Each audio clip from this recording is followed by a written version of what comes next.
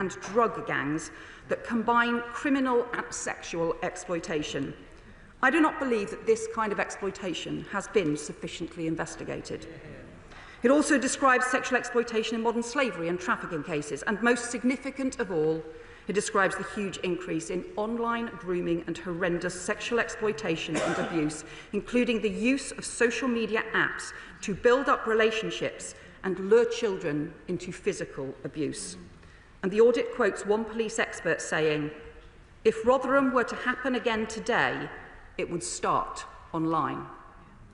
So, Mr. Speaker, we are also passing world-leading new laws to target those who groom and exploit children online, investing in cutting-edge technology to target the highest harm offenders, but we will need to do much more, or the new scandals and shameful crimes of the future will be missed. When the final report of Alexis Jay's 7-year national inquiry was published in October 2022, the then Home Secretary, Grant Shapps, issued a profound and formal public apology to the victims of child sexual abuse so badly let down over decades by different levels of the state. As Shadow Home Secretary at that time, I joined him in that apology on behalf of the opposition and extended it to victims of child sexual exploitation too. To the victims and survivors of sexual exploitation and grooming gangs, on behalf of this and past governments and the many public authorities who let you down, I want to reiterate an unequivocal apology for the unimaginable pain and suffering that you have suffered and the failure of our country's institutions through decades to prevent that harm and keep you safe. But words are not enough. Victims and survivors need action. The reforms I've set out today will mean the strongest action any government has taken to tackle child sexual exploitation, more police investigations, more arrests, a new inquiry, changes to the law to protect children, and a fundamental overhaul of the way organisations work to support victims and put perpetrators behind bars. But none of this will work unless everyone is part of it, unless everyone works together to keep our children safe. I commend this statement to the House. Right. Hopefully it's now available in the table office for those members who wish to see the report. The other thing is, the Home Secretary quite rightly took longer than expected, and I have no problem in that. Just to say to the Leader of the Opposition, Kemi, and the same is available as well, and to the Lib Dems. Kemi Badel. Mr. Speaker, I'd like to thank the Right Honourable Lady for advance sight of this statement. Although I must say, I couldn't believe my ears, listening to the Home Secretary's statement as if this was their plan all along, when we all know it is another U-turn. After months of pressure, the Prime Minister has finally accepted our calls for a full statutory national inquiry into the grooming gangs. And I welcome that we have finally reached this point. And we must remember that this is not a victory for politicians, especially the ones like the Home Secretary who had to be dragged to this position, or the Prime Minister. This is a victory for the survivors who have been calling for this for years. I have been speaking to many who do not have confidence that a government that ignored their concerns will deliver. But before I turn to the detail of the Home Secretary's statement, I want to recognise the tireless work of those who refuse to let this issue be buried. Survivors like Fiona Goddard, who bravely waived her anonymity, and the parents of survivors like Marlon West, who I spoke to this morning. Maggie Oliver, whose courage in speaking truth to power has been instrumental in bringing us to this point. The late Andrew Norfolk, whose fearless journalism brought these crimes to light, Baroness Casey for her review, and Charlie Peters, who has consistently been a voice for the voiceless. Mr. Speaker, the Prime Minister's handling of this scandal is an extraordinary failure of leadership. His judgment has once again been found wanting. Since he became Prime Minister, he and the Home Secretary dismissed calls for an inquiry because they did not want to cause a stir. They accused those of us demanding justice for the victims of this scandal as, and I quote, jumping on a far-right bandwagon. Yes. A claim the Prime Minister's official spokesman restated this weekend. Shameful. It has been left to Conservatives time and time again to force this issue. 3 times, Mr. Speaker. 3 times. They can mutter now. They all mutter now. 3 times, Mr. Speaker, these Labour MPs voted against the national inquiry. They voted against it 3 times. Liberal Democrats didn't bother to vote at all, asleep at the wheel. Labour MPs voted against a reasoned amendment to the Children's Bill. At committee stage of that bill, they voted against. At committee stage of the crime and policing... Mr. Swallow, I want you to set a good example. This is a very serious debate. Temps are running high, but I certainly don't want you to see you pointing and shouting and bawling in that way. Ben. Mr. Speaker, they can point and shout as much as they like. They know the truth as we on the side of the House do. Yes. 3 times, I will repeat myself, Mr. Speaker, 3 times. Labour MPs voted against a reason amendment to the Children's Bill. At committee stage of that bill, they voted against. At committee stage of the Crime and Policing Bill, they voted against a national inquiry.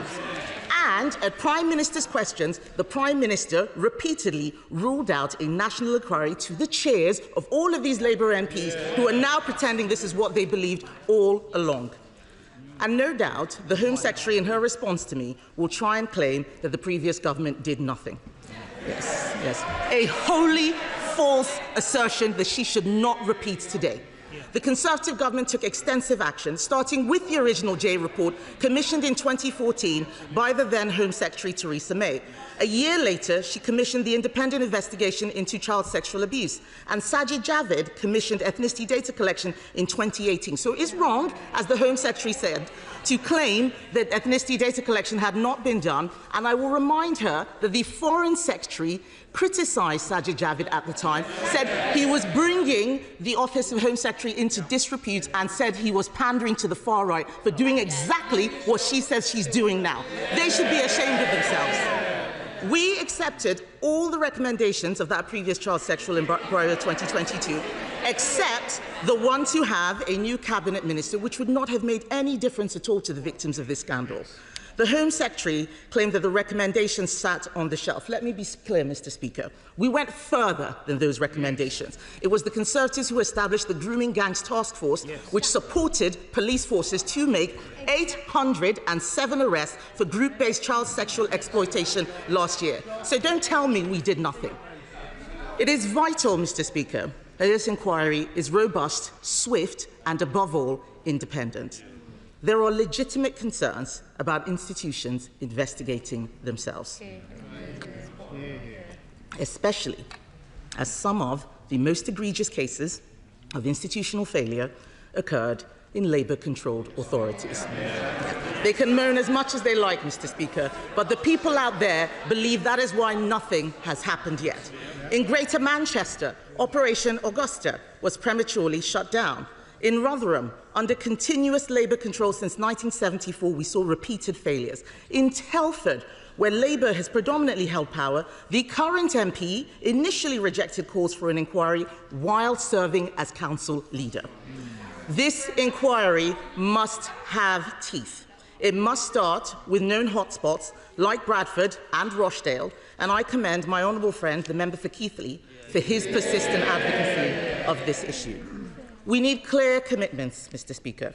For example, will the inquiry examine the role of ethnicity in these crimes, confronting hard truths about potential cover-ups motivated by fears of appearing racist? There's no point then muttering. The Home Secretary said it herself. I spoke to the father of a survivor just this morning, and he told me the survivors need to have someone who is independent that they can go to and trust. It is no use them being forced to speak to the same authorities who ignored them in the first place. So will this inquiry ensure that no one, whether police officers, councillors or council officials, is beyond scrutiny? The government's approach to the Casey review itself raises serious concerns. While the review's findings are crucial, we as legislators are sent here to make decisions, not to outsource the difficult ones. The Prime Minister has waited months for someone to take this decision for him. This is the kind of dithering and delay that the survivors complained about. Mr. Speaker, we need answers to the following questions. The House deserves to know what changed the Prime Minister's mind from thinking this was dog whistle far-right politics to something he must do. When exactly did Baroness Casey submit her findings to Downing Street? And did the government request any changes to her report? Does she agree that anyone in authority who deliberately covered up these disgusting crimes should be prosecuted for misconduct in public office, and those prosecutions should happen alongside, not after, the inquiry? Because we believe that anyone in the police, local authorities, social services, or even the CPS who covered this up because they cared more about so-called community relations than about protecting vulnerable girls as young as 10 years old should be pursued. And we welcome her comments about perpetrators not being able to make asylum claims. I will remind the Home Secretary that we put forward an amendment in the Borders Bill, and she and all her colleagues voted against that very measure. So does she now agree that perpetrators should also not be able to make human rights claims to avoid deportation, and will she legislate to do that? Will the inquiry be concluded within 2 years, and will every one of the 50 towns affected be covered, including Bradford, which is still refusing to conduct an inquiry into this? And will those local inquiries have the power to summon witnesses, or is that power only for the national inquiry? And most critically, we need a clear timeline for conclusions and actions. The victims cannot wait another decade for justice. We should be able to do this in 2 years. And finally, Mr. Speaker, we didn't need to commission a report to tell us what we already knew. So will she apologise on behalf of herself, the Labour Party and the Prime Minister for wasting so much time and voting against this, dismissing the concerns of the survivors? The House, the British public, and most importantly, the many brave survivors deserve clear answers from a government of dithering and delay. What was the answer you gave the survivors? I have to say to the Leader of the Opposition, I don't think she can have read this report and the seriousness of its conclusions, because it sets out a timeline of failure from 2009 to 2025. Repeated reports and recommendations that were not acted on child protection, on police investigations, on ethnicity data, on data sharing, on support for victims. For 14 of those 16 years, her party was in government, including years when she was the Minister for Children and Families, then the Minister for Equalities, covering race and ethnicity issues and violence against women and girls. And I didn't hear her raise any of these issues until January of this year. She will know the Prime Minister didn't just raise them, he acted on them, bringing the first prosecutions against grooming gangs, calling for action to address ethnicity issues in 2012. And she will know that the Safeguarding Minister and I have raised these issues repeatedly. She referred to the Professor Alexis J. independent inquiry into child sexual abuse. I called for and strongly supported that inquiry, and also on a cross-party basis. We wanted that inquiry to work and supported its conclusions. But her party did absolutely nothing to implement those conclusions. Time and again, recommendations just sitting on the shelf. And it has taken this government now to bring forward the mandatory duty to report. And she says that we should ensure that people who have engaged in cover-ups should be prosecuted. I agree, and that is why this party is changing the law to make that possible, so that cover-ups cannot happen and so that people are held to account. She'll also know that the votes she's referred to, what she wanted to do, and the amendment she put forward, would have wrecked the Children's Wellbeing and Schools Bill. The very bill which includes 2 of Baroness Casey's recommendations strengthening child protection, recommendations that she and her party refused to introduce over 14 years. And I am sorry that she chose not to join in the apology to victims and survivors for decades of failure that was a cross-party apology in 2022. And it should be again if she really had victims' interests and the national interest at heart. Paul Ward. Thank you, Mr. Speaker. And I sat with a cold fury at what was coming out of the mouth of the Leader of Opposition. Because much of it is beneath contempt. Can I commend today's statement, and can I commend her for commissioning a fiercely independent figure like Louise Casey to conduct this national audit, without which we would not have had today's outcome. In Rochdale, we know all too well how many years it has taken for victims to get the justice they deserve. They have waited many, many years to see these sick criminals locked up and put behind bars. But also, I mean, only last week we had 7 more of these perverts locked up in Rochdale, and that is a testimony to the police and the prosecution who finally got these cases together. But the victims also want accountability for anyone in a position of authority, as she has said, anyone who found out about this and failed to act, or knew about it and failed to act. So does she agree with me that no councillor of any political party, no social worker, no police officer, no council officer and no ethnic group should hide from the fierce scrutiny of this national inquiry? My honourable friend is right to raise the appalling case in his constituency where 7 people were convicted on Friday, and he will know as well that there are further criminal investigations still ongoing as well, and it is shameful how long it has taken to get justice for those victims.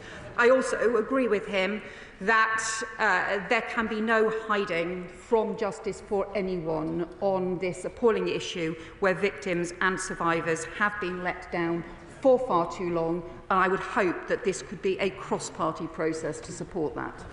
Liberal Democrat spokesperson Lisa Smart. Thank you very much, Mr. Speaker. Child sexual abuse and exploitation are among the most abhorrent crimes imaginable, and we must all support every effort to deliver justice for victims and to prevent these vile acts from happening again. It is, of course, right that the Government follows the recommendations of Baroness Casey's report, including a new national inquiry. Survivors must be at the heart of this process. Their voices, experiences and insights must shape both the inquiry and its outcomes. And I would welcome hearing more from the Home Secretary on how she intends to ensure survivors are heard, respected and central to this view, building on their existing testimony without asking to repeat themselves and relive their abuse again and again. Mr. Speaker, the 7-year inquiry into child sexual abuse, chaired by Professor Alexis Jay, delivered its final report in 2022, and the Government at the time delivered none of its recommendations, leaving survivors waiting for justice. In her remarks, the Home Secretary mentioned 2 of Professor Jay's recommendations being introduced through the Crime and Policing Bill: mandatory reporting duty and aggravated offences for grooming offenders. But what does this new inquiry mean for the remaining recommendations of Professor Jay? Will victims and survivors see all 20 recommendations implemented while the new inquiry is being carried out? Any new inquiry must be more than symbolic. It must be robust, victim-centred and capable of driving real change. A duty of candour would require public officials and authorities to cooperate fully with an inquiry like this. So it continues to be disappointing that the Government has delayed bringing this forward. I ask the Home Secretary plainly, what is stopping the Government from introducing a duty of candour via a Hillsborough law now? Finally, now that Baroness Casey has completed her review, I welcome her appointment as Chair of the Independent Commission into Adult Social Care. I trust she will bring to that hugely important role the same determination to challenge injustice and champion the voices of those too often left unheard. The honourable member makes important points about the seriousness of this crime. She is right, too, that we need to continue to implement the recommendations of the overarching inquiry into child abuse. The Safeguarding Minister updated the House before Easter on those recommendations and the action that we are taking forward on those. I can tell her that a lot of the Home Office measures are already well underway as well, and we will continue to do that. It's really important that we don't simply have recommendations sitting on shelves, that things have to be implemented. On the Hillsborough law, we are working at pace to get the details right and bring it before the House. She will understand that it needs to meet the expectations of the Hillsborough families as well as be right for the House too.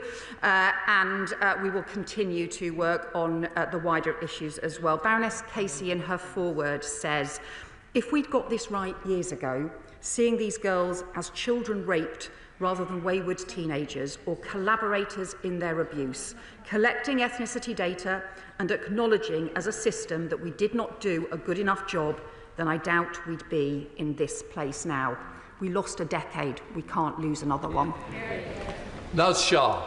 Thank you, Mr. Speaker. Can I first thank the Home Secretary for her statement and for her leadership and commitment to get a grip on this issue. As a Member of Parliament for one of the largest constituencies, Muslim and Pakistani heritage people, Muslims, I know the sheer anger and condemnation that the vast majority of them share, like all Britons, against those that commit these vile actions and vile sexual abuse. This is not only backed by recent polling by opinion that shows Muslims are deeply concerned, majority of them, about grooming gangs, but by sermons in mosques, letters from leading figures, demonstrations on the streets, and so much more, often not given the media coverage that they deserve. I am pleased to see the National Crime Agency will be involved in the future inquiries, and let me reiterate in this House that British Muslims stand on the side of victims and support the full force of the law against all perpetrators of abuse. But would the Home Secretary agree with me that those that display selective outrage or fan the flames to blame entire communities do nothing to protect innocent victims or further the cause of victims? Can I welcome my honourable friend's points that she makes about the anger in her community, the anger across British Muslim communities towards the grooming gangs, towards the rape of children, towards these appalling crimes, and the work that she has long called for, including stronger action from the police to be able to go after perpetrators and bring them to justice. She is right that this is shared right across communities, is the horror at crimes committed against children and particularly against young girls. It is in the interests of those children and of those victim survivors that we have reforms now. The First Select Committee, Karen Bradley. Thank you very much, Mr. Speaker. Can I thank the Home Secretary for her statement and for early sight of it. I'm pleased also that Baroness Casey has agreed to come before the committee tomorrow to set out her report more clearly to us. I am concerned about the potential for inquiries trying to get to the truth, potentially prejudicing criminal trials. So could she set out how she envisages the two things running alongside each other, an inquiry and criminal prosecutions? Can I welcome that question from the Select Committee Chair, and I am glad that Baroness Casey will have the opportunity to set out more details of her findings. As the Chair will know, the Baroness Casey has huge expertise and determination and will be forthright in giving the evidence that she has drawn together. She makes a very important point, and it will be important for the Independent Commission, for the Independent Inquiry, to have arrangements with police forces to ensure that where there are current criminal investigations underway, they are not cut across, but so that we also ensure that we can uncover where there have been institutional failings, because it's those institutional failings to pursue action or to turn a blind eye towards action that need to be pursued in particular areas as part of those local investigations and as part of the national inquiry. She'll know that these kind of arrangements have been done in inquiries in the past, so they can be done and will need to be so again now. Sean Davies. First, I want to praise and pay tribute to survivors from right across the country, and again highlight the survivors who worked in Telford alongside myself and other organisations to do that local-based review. The reason we did a local-based review was because the then Home Secretary Amber Rudd and the then local government Minister Rishi Sunak refused to provide a statutory inquiry into Telford. And that's why we worked together with the Police and Crime Commissioner, who happens to be a Conservative, and people from across the political spectrum to take this out of the party political field and try and find answers in our small part of the world. Mr. Speaker, what we do need, though, is action. Action in regards to the J inquiry, action in regards to the Casey review, but also, Home Secretary, the number of local reviews that have taken place up and down this country that have not been on the desks of ministers over the last 14 years and have not therefore received the attention that they deserve. Does she agree? My honourable friend is right to say what we need is change and action. Recommendations from inquiries need to be implemented. The Telford inquiry that took place had as part of its strength was that it involved victims and survivors at the very heart of the inquiry, and also had serious plans to ensure that the recommendations were then taken forward and implemented, and had ways in which to follow up to make sure that those recommendations were implemented. That is crucial. It's no good just having inquiries where recommendations sit on a shelf. We have to make sure that they are implemented alongside pursuing answers. Robbie Moore. Thank you. And can I just start by saying that the fact that victims and survivors of this horrific crime have quite literally had to become campaigners themselves to reach this outcome is something that should make everybody in this House stop and think. When I last met the Safeguarding Minister with leading child abuse lawyer David Greenwood, we pointed out the very fundamental flaw in her own government's grooming gang strategy, and that was the completely ridiculous decision to give council leaders in areas like Keighley and the wider Bradford district the option to simply say no to an inquiry. So now that we have an inquiry equipped with statutory powers, can I ask the Home Secretary, what message does she have for local leaders in my region who think that they can still get away with saying no?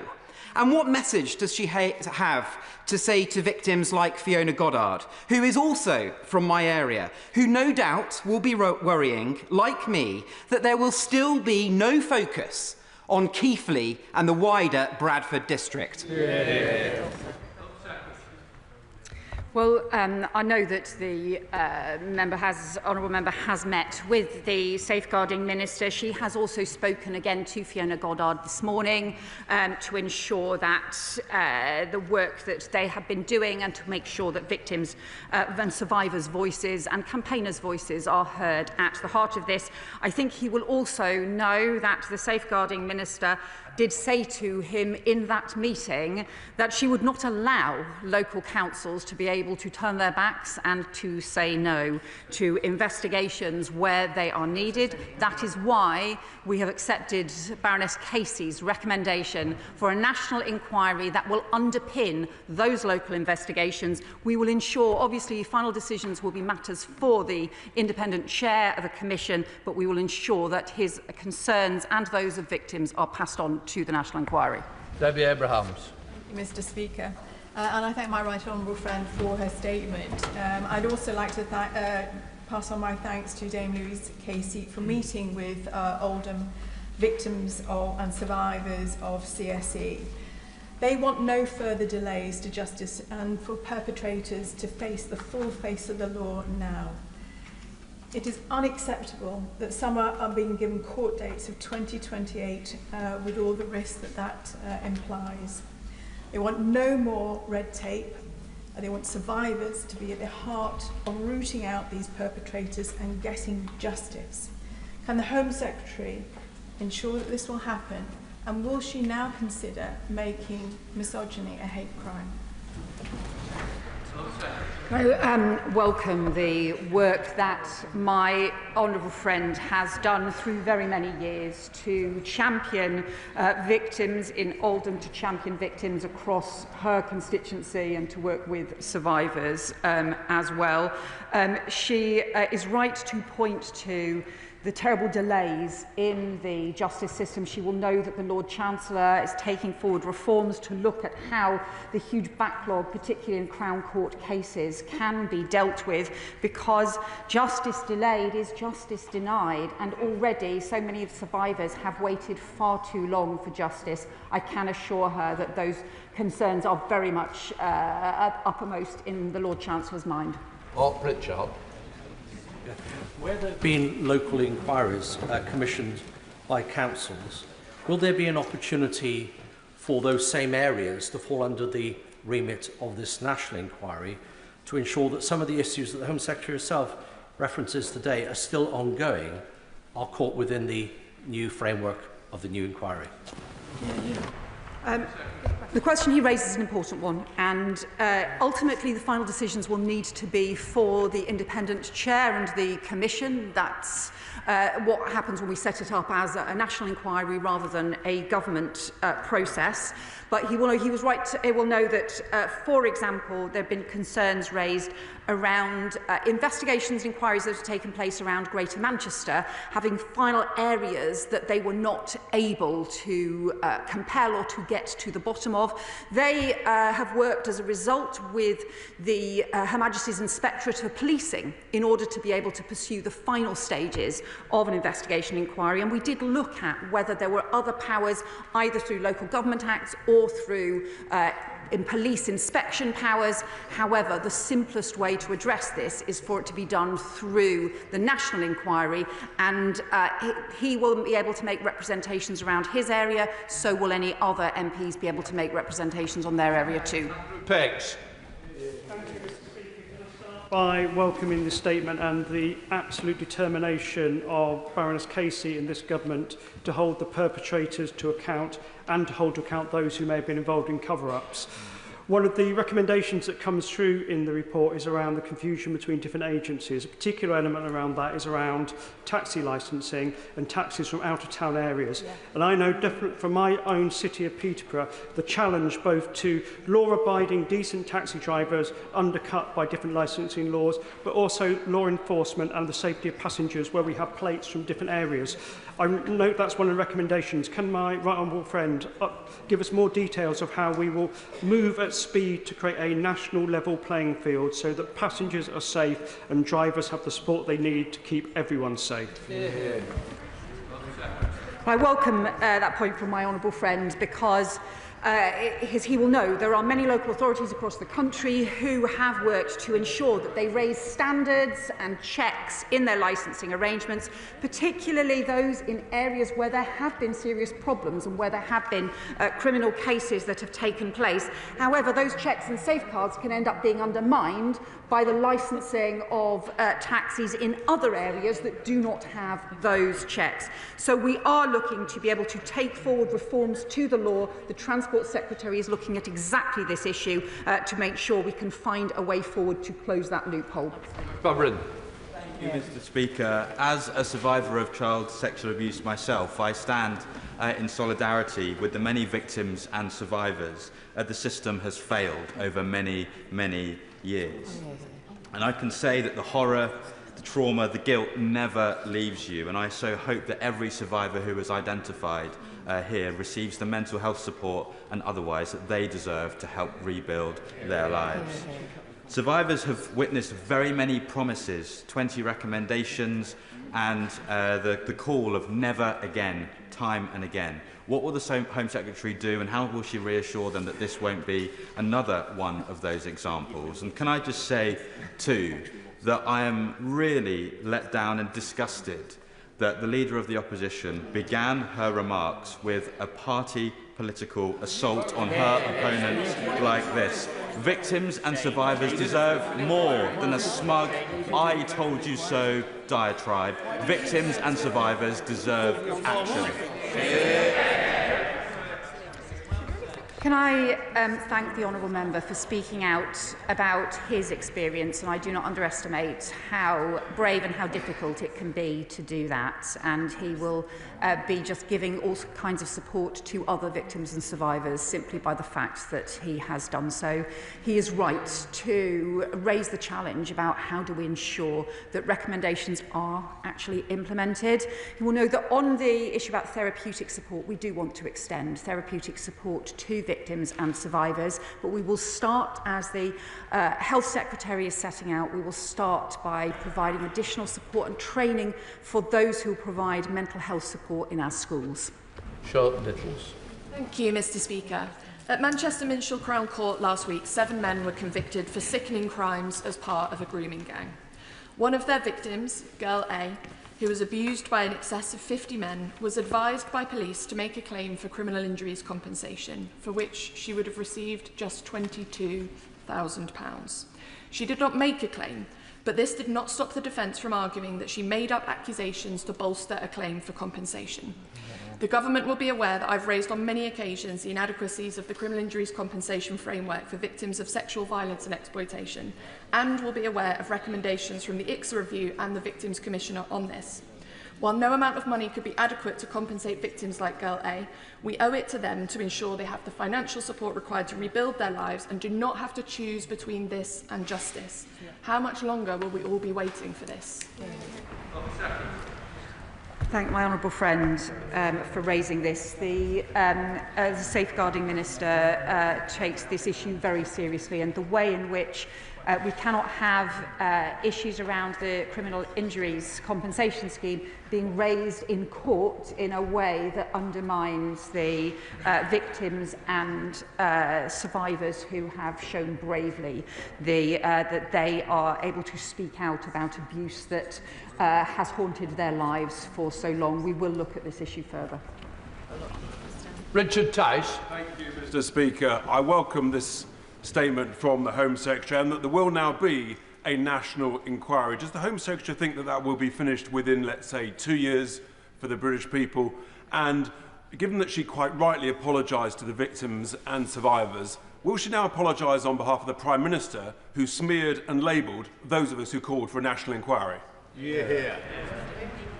Well, he raises the issue about the timescale for this, and the in the discussions that we have had with Baroness Casey, and also recognising the many issues that people want to raise with an inquiry, we had expected that it might take around 3 years. Clearly, if the Commission is able to work faster than that, then people will clearly want answers as swiftly as possible. But final details about the timings will obviously need to be determined. I think we do need to make sure that we are both implementing the recommendations of previous inquiries and also making sure that we are pursuing these further investigations in local areas as swiftly as possible. And I do reiterate in my statement earlier the recognition of the huge harm that has been done to victims and survivors through decades. And I would urge him to look at that section of Louise Casey's report with the 17 pages of failure year after year after year to follow through and to take action. And I do believe that victims and survivors are owed an apology for that failure over very many years. Florence Eshel-Lammy. Thank you, Mr. Speaker. Mr. Speaker, I think it's fair to say there are many issues in this House which we may disagree on, but an issue of this magnitude is something that should bring all of us as parliamentarians together to work to ensure we get justice for those victims. The Home Secretary has outlined the next phase of this, but if we're really honest with ourselves, for every victim who's come forward to share her horrific testimony, there are so many more girls up and down the country who have not come forward. So it's in their interest that we make sure we get this right as a country. The Home Secretary has outlined the issues around data and the lack of data gathering. One of the areas I've raised consistently is around criminal exploitation by gangs who sexually exploit young people and then use them to carry out their horrific county lines up and down the country. Does the Home Secretary agree that that collection of data must also lay with the Met Police forces, other chief police forces across the country and British Transport Police? My honourable friend is right that so many victims and survivors don't come forward, and we need to make it easier for people to do so and recognise the scale of the abuse that takes place. But I agree with her on this really important issue about the county lines and the interaction between criminal exploitation and sexual exploitation. Too often the county lines and criminal exploitation is seen as an issue involving teenage boys, but very often teenage girls are also drawn in, and very often that also means sexual exploitation as well. I don't believe enough investigation has been done yet into this particular pattern and form of child sexual abuse and exploitation. As we strengthen the law on criminal exploitation of children, we need to make sure that this issue is properly pursued, as she says, as part of the data gathering, but further research as well. Esther Magna. Thank you, Mr. Speaker. This government has been dragged kicking and screaming to deliver a national inquiry, having dismissed the pleas of a nation for one as jumping on a far-right bandwagon. This reluctance is why my honourable friend for Great Yarmouth will continue with his inquiry, and I will be supporting him in this. But can I ask the Home Secretary, will this government's inquiry investigate the political motivations behind the cover-ups, including the role of the Labour Party, or will this continue to be swept under the carpet? What I say to the honourable member is I think everyone should want not just to get to the truth about past failures, but also to make sure that we make the changes to protect children for the future as well. That includes changes in social services, it includes changes in policing and the police operation that I hope that she would welcome to take action to put perpetrators behind bars, and also the action to gather proper ethnicity data, which simply has not been gathered properly before, and where Louise Casey's report is very clear. It is totally inadequate, the data gathering that her previous government left behind. So I hope she would agree to all of those being extremely important so that we can get stronger protection and truth for victims. Elsie Blunder. Thank you, Mr. Speaker. I welcome the government's announcement that there will be a national inquiry. Every penny spent on stamping out the evil of child abusers is money well spent. And although welcome, notice of this inquiry will undoubtedly cause a great deal of trauma and distress for both historic and present-day victims as violations committed against them are revisited. As the honourable member opposite referenced, what steps can the government take to ensure that victims and witnesses have access to robust mental health support, and how can we ensure that our courts, as my honourable friend, the member for Oldham East and Saddleworth mentioned, especially in places like Greater Manchester, which face extensive court backlogs, are sufficiently resourced to ensure that at the end of this process, justice is finally delivered? I thank my honourable friend for that question. I know she has championed victims and survivors in her area and community, and she is right to say that we have to make sure that victims and survivors get support.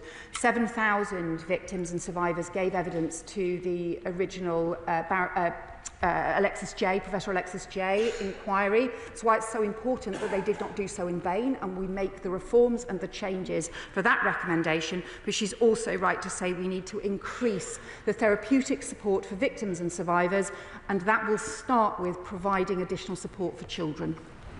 Dr. Luke Evans.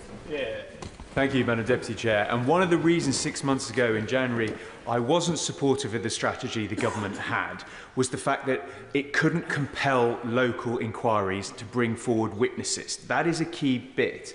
Now, in listening to her answers very carefully, could she clarify, will those local inquiries be able to compel witnesses?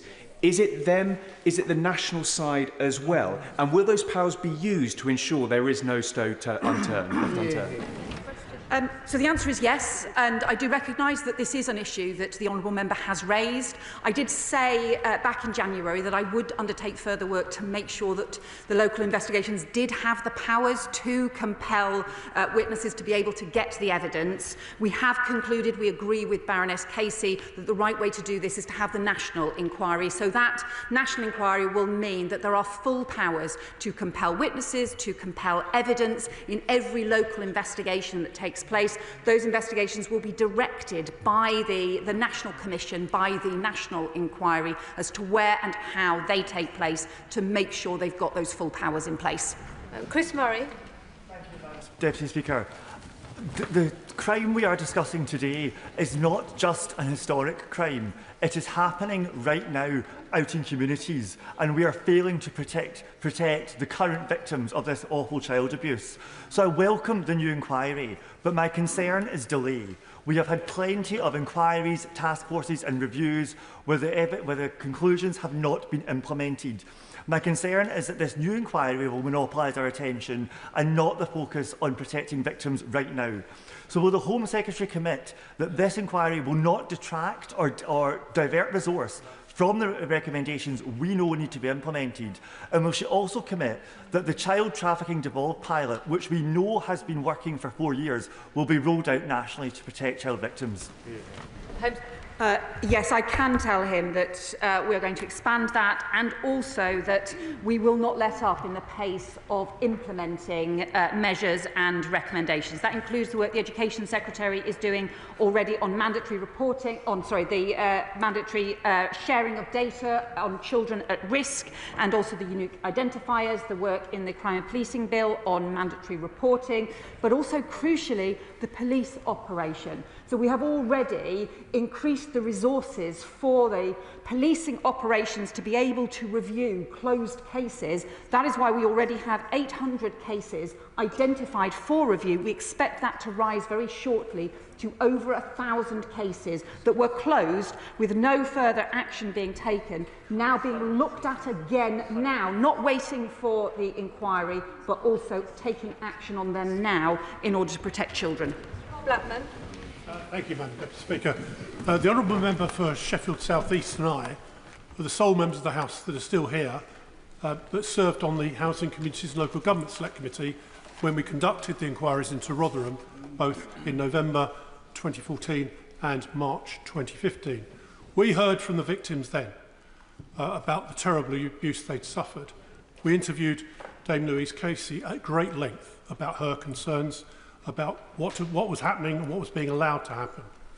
And there's clearly something still going on, which is most prominent victims are young girls taken into care by local authorities from broken homes who've never experienced the love of a family. They then take a view that someone that gives them and expresses some form of love as being something they should like and enjoy. The reality is they're being ruthlessly exploited by individuals that should know better and are evil. The key here then is of concern is the lackadaisical approach that's been taken by many local authorities, social workers, the police and other bodies. And the concern that I have, and I'm sure other members have, and this is genuine, is that a local inquiry won't get those individuals who either turned a blind eye or actually participated in the abuse to actually give evidence. So will she ensure that those inquiries, witnesses called under oath, so that we can get to the bottom of this and make sure those people that turned a blind eye or connived are brought to justice as well as the perpetrators? So I can reassure him that the point of having the national inquiry is to ensure that where local institutions are being examined, there will be the powers from the Commission to be able to compel witnesses, to be able to take evidence under oath, to be able to gather information, papers and evidence as they so see fit in order to make sure that we can get to the heart of institutional failure. But he's also right to say that this really is about vile criminals knowing when teenage girls especially, but when young children are vulnerable to the most appalling exploitation and coercion, the playing with children's emotions and vulnerability to draw them in to what is ultimately violent crime and the most terrible abuse. This does raise questions, particularly about the fact that the number of child protection cases identified around sexual abuse has dropped by social services. We are very concerned about that. The Education Secretary is now investigating that, and also the failure to share data properly around the children who are at risk, the ones who are going missing. It's the evidence from, I think, the work that he did and the committee did 10 years ago about missing children, about children in care. It's all the same evidence now. We've got to be better at pursuing that evidence. Jodie Reid. Madam Deputy Speaker, I strongly welcome the Home Secretary's announcement for an inquiry and its commitment to survivors. And it's absolutely right that the inquiry focuses on the local areas where we know survivors have been failed by the authorities which were supposed to protect them. But it's also essential that we draw the lessons for the whole of the UK. Earlier this year, Professor Alexis Jay from Strathclyde University warned the Home Affairs Select Committee that Scotland is not immune to this kind of organised abuse that we've witnessed elsewhere in the UK, and Scotland's victims and survivors deserve the same assurances of accountability and robust safeguarding measures as anywhere else in the UK. So can I ask the Home Secretary if she will actively seek engagement from the Scottish Government and offer its support and advice to help ensure it also wholeheartedly implements the J recommendations effectively? I welcome my honourable friend's point. The Safeguarding Minister will follow up these issues with the devolved administrations. Obviously, she is right. Of course, this is a devolved issue for Scotland. Nevertheless, she's also right that this kind of appalling crime, this is happening everywhere, and this needs action everywhere in order to safeguard children and protect them. I appreciate how sensitive the topic is, but longer questions mean fewer colleagues will get in, and obviously shorter answers from the Secretary of State will help as well. Richard Ford. Thank you, Madam Deputy Speaker. At one of my surgeries, I heard from a civil servant who had gathered evidence for the independent inquiry into child sexual abuse across the whole of England. They described themselves as being, quote, left emotionally and physically drained after collecting evidence, only for it not to have been acted on by the government. I welcome this government's acceptance of the 12 Casey review findings, but I ask the Secretary of State, will she assure my constituent and other civil servants that there will be no delay in implementing the findings of the IICSA? Well, I can assure him we are taking forward the recommendations already. The Safeguarding Minister updated the House on all of the ICSA recommendations before Easter. Some of them require legislation, and that legislation is passing through, including passing through this House. At the moment, we will have further discussions on those issues later this week. Some of the issues are issues that we are able to take forward already, and we will continue to update the House on the progress on those recommendations. Catherine Atkinson. Thank you, Madam Deputy Speaker. Can I welcome this evidence-led action on grooming gangs?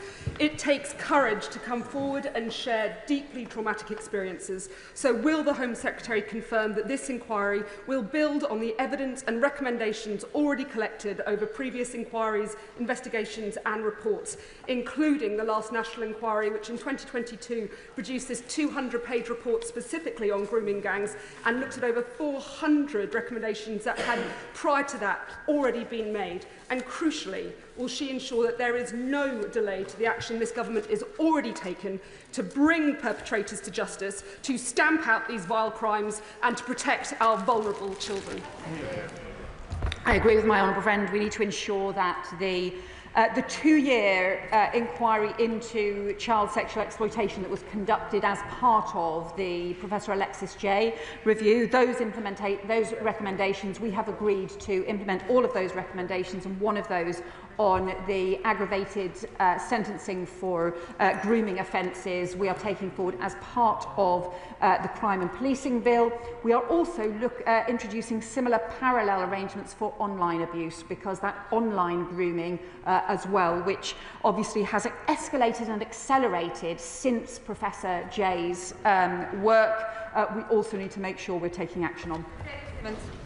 Thank you, Madam Deputy Speaker. My Hillingdon constituents have seen the work over many decades the local authority has had to deal with child sexual exploitation and trafficking arising from Heathrow.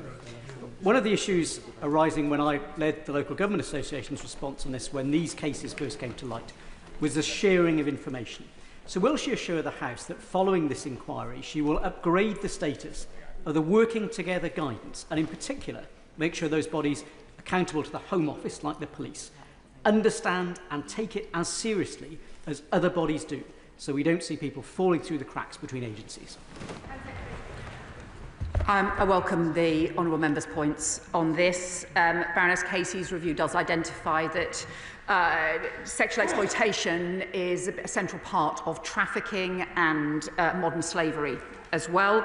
And I do also agree with him about the importance of the sharing of information. It's these basic things that just time and again everybody says the right words and then it just doesn't happen in practice. So we need the laws to change, but we also need systems to change to make it easier to share that information. We will take that forward both in policing and as part of the work that my honourable friend, the Education Secretary, is doing, so that it's much easier for them to share that information. We're introduced. Thank you, Mr. Speaker. Does my right honourable friend agree that there was no vote previously on whether or not to have a national inquiry into grooming gangs? The vote was about having the safeguards of the Children's Wellbeing and Schools Bill. And following the independent inquiry into child sexual abuse and the 200-page, which dealt specifically with grooming gangs, this government was right to have the local inquiries and to have the rapid national audit. And now that Baroness Casey has recommended a national inquiry into grooming gangs, the party opposite should be working with us for the sake of the victims, rather than attempting to score political points as the leader of the opposition did. Well, Baroness Casey's audit that was conducted in just 4 months, but looked at some of the issues in considerable detail, but also sets out really the fact that we have had these for 16 years of different reports and inquiries. That does include some of the issues around the 200-page report that he refers to and other reports as well. The crucial thing is that we need action. So victims and survivors need answers, and we need to pursue serious failings wherever they are found, but we've also got to make sure that when recommendations are made, that they are implemented. Minister Meddy. We welcome the Government's statement today and hope it will lead to concrete, properly funded actions. In February, Applied Cymru amendments called on the Welsh Government to work with police forces on an all-Wales audit of child abuse cases across Wales, and it was backed unanimously. What concrete steps have been taken between the Welsh and UK governments since the passing of that vote to bring justice to these victims? Well, the honourable member will know that there are obviously many of the issues around the social services provisions are obviously matters for the Welsh Government, but also issues around policing are covered by the Home Office, and that's why we have already been working with police forces across the country to strengthen the work of the Child Sexual Exploitation Task Force, to be able to look at different cases that have been closed, but also to strengthen their work with local partners in order to be able to pursue these terrible crimes. As part of the policing operation that will be led by the National Crime Agency and drawing on expertise from across the country, we will ensure that that also connects with the work being done by the Welsh Government, and the Safeguarding Minister is following up with devolved administrations. Gareth Snell. Thank you very much, Madam Deputy Speaker. Further to the quite pertinent comment from the Honourable Gentleman for Harrow East, the broken social care system for children in this country potentially is creating future victims today. And whilst a review at local level will look at what happened in the past, we need to make sure that we are doing our best to make sure that these crimes by appalling people aren't continuing in the future. So can the Home Secretary say a little bit more about what she might be doing with the Education Department to make sure that those young people who are being groomed online and groomed in public today can help spot those signs so they know to ask for help, and they can ask for help at the pertinent time, because otherwise, unfortunately, we may see this cycle continuing for decades to come. Home Secretary. Well, I agree with my honourable friend that we need the action across social services, and that's why the Children and Wellbeing Bill that the Education Secretary is taking forward is so important. The issues around the online grooming and the online exploitation are immensely important, and that is both about the abuse that stays online, often forcing children to get involved in the most appalling abuse and acts by that online blackmail blackmail and pressure and coercion, but also the way in which it's being used to provoke offline, to lead to then offline physical abuse and contact abuse as well. We are working with the National Crime Agency on new technology to be able to address this, but also with the Education Department on how we also build children's resilience in dealing with these crimes. Madam Deputy Speaker, much has been made in the House this afternoon of the fact that a former Director of Public Prosecutions, now Prime Minister, instigated a prosecution against grooming gangs. That being so, he was clearly better placed than most of us to understand the need for the national inquiry that he so rigidly resisted initially. But I'd like to associate myself with the apology offered by the Right Honourable Lady to the House on behalf of all of us and all of the authorities that have failed young people so dismally. Those young people now want to know that they can have confidence and trust in the national inquiry and in who leads it. Can she tell the House who that is likely to be and what terms of reference they will have? Home Secretary. The terms of reference will be set out in due course. We have not yet appointed or determined the chair for the national inquiry, and we will do so and set that out for the House. But can I also welcome his response on the issue about national apology for over historic and current the challenges that have been led to victims just being let down through very many years. And I think his response echoes the way in which the whole House came together in 2022 around a similar support for victims as well. Jason. Thank you, Madam Deputy Speaker. I welcome the UKC report and the new actions outlined by the Secretary of State today. I specifically welcome the requirement for collection of ethnicity and nationality data. The report refers to different and changing models and patterns of abuse. The Secretary of State will be aware there has been historic allegations involving grooming and sexual abuse of Sikh girls. So will she ensure that the requirement to collect ethnicity and nationality data extends to victims so that we can once and for all see the evidence for any model of this kind that exists? Secretary. My honourable friend raises a very important issue about victims, and very often victims in many communities he's talked about, Sikh girls, not feeling confident to come forward and feeling the sense of shame that prevents young people being able to ask for help when they need it. It's essential, therefore, that we strengthen the ethnicity data around victims as well as around perpetrators to make sure that victims and survivors in all communities get the support and safeguarding they need. Nick Timothy. Thank you, Madam Deputy Speaker. The official document published online by the government says the national inquiry will only, quote, coordinate a series of targeted local investigations. How many local investigations will the inquiry coordinate, and will it cover the whole of England and Wales? Yes or no? Secretary. The decisions about which areas are looked into and how many will be matters for the Commission. We envisage the Commission lasting for 3 years. I know the Leader of the Opposition suggested 2 years. We think it will need around 3 years to be able to pursue the scale of work that is needed. I think it is right that the final decisions are ones for the Commission, for the Independent, for the National Inquiry itself. It will be able to look anywhere that it wants to across England and Wales and be able to pursue the evidence wherever it sees fit. Sam Carling. Thank you very much, Madam Deputy Speaker, and can I thank the Home Secretary for the robust measures that she's laid out today. Can she reaffirm the commitment that the government made in January of this year that the ICSA recommendations relevant to the Home Office will be implemented in full? Home Secretary. Yes, I can. That work is either completed or well underway. Al Pinkerton. Mr. Speaker, in an era when information is increasingly contested and weaponised, political parties would do well to lead by example by providing credible information and avoiding the spread of disinformation, including about the events, proceedings and procedures of this House.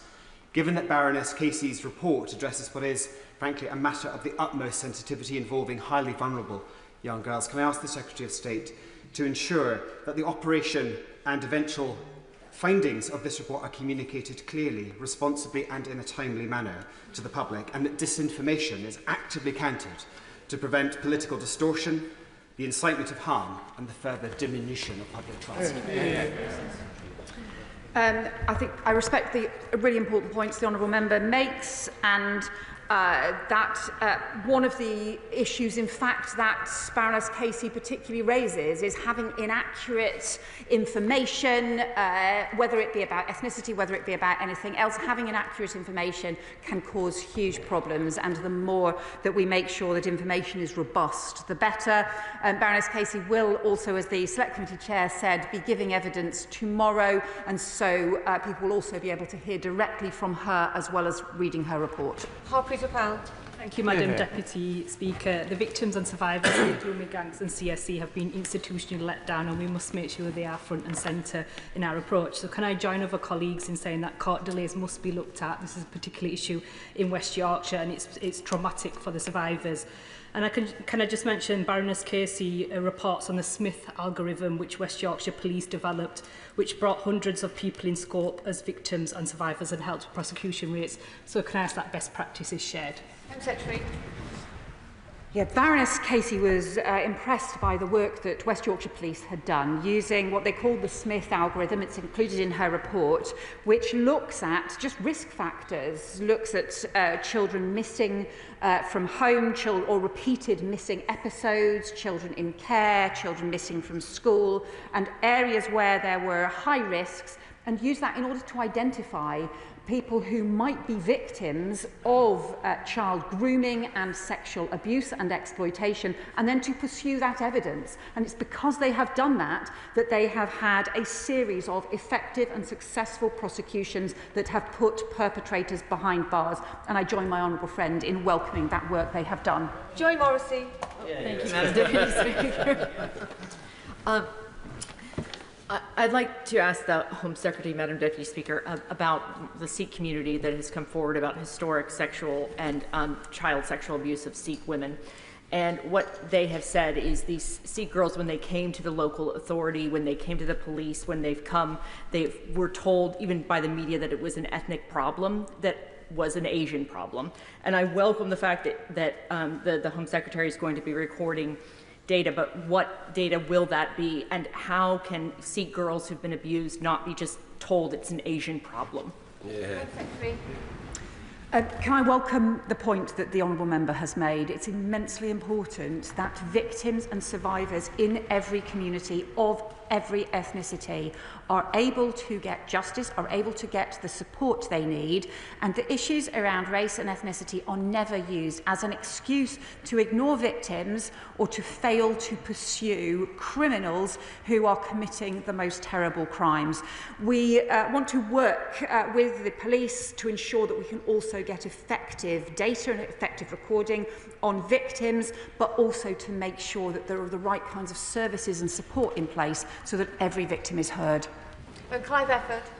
Deputy Speaker, I'm shocked that the Conservatives don't seem able to recognise that they were in power for 14 years of the 15 to which Louise Casey refers to in her report. And if they were showing any kind of enthusiasm for an inquiry when they were in government, they would have called it. Now, can I just ask my right, so we can dismiss them? Can I ask my right honourable friend, is she confident that we are getting the voice of the victims here? The victims, the parents and the children themselves. When we had a similar problem to this back in the 90s when I was in local government, we set up a thing called Childline to give a direct voice to young people so that they could raise their concerns. Does she think that we should have a similar thing here so that victims of child sexual exploitation can get their voices heard? Secretary.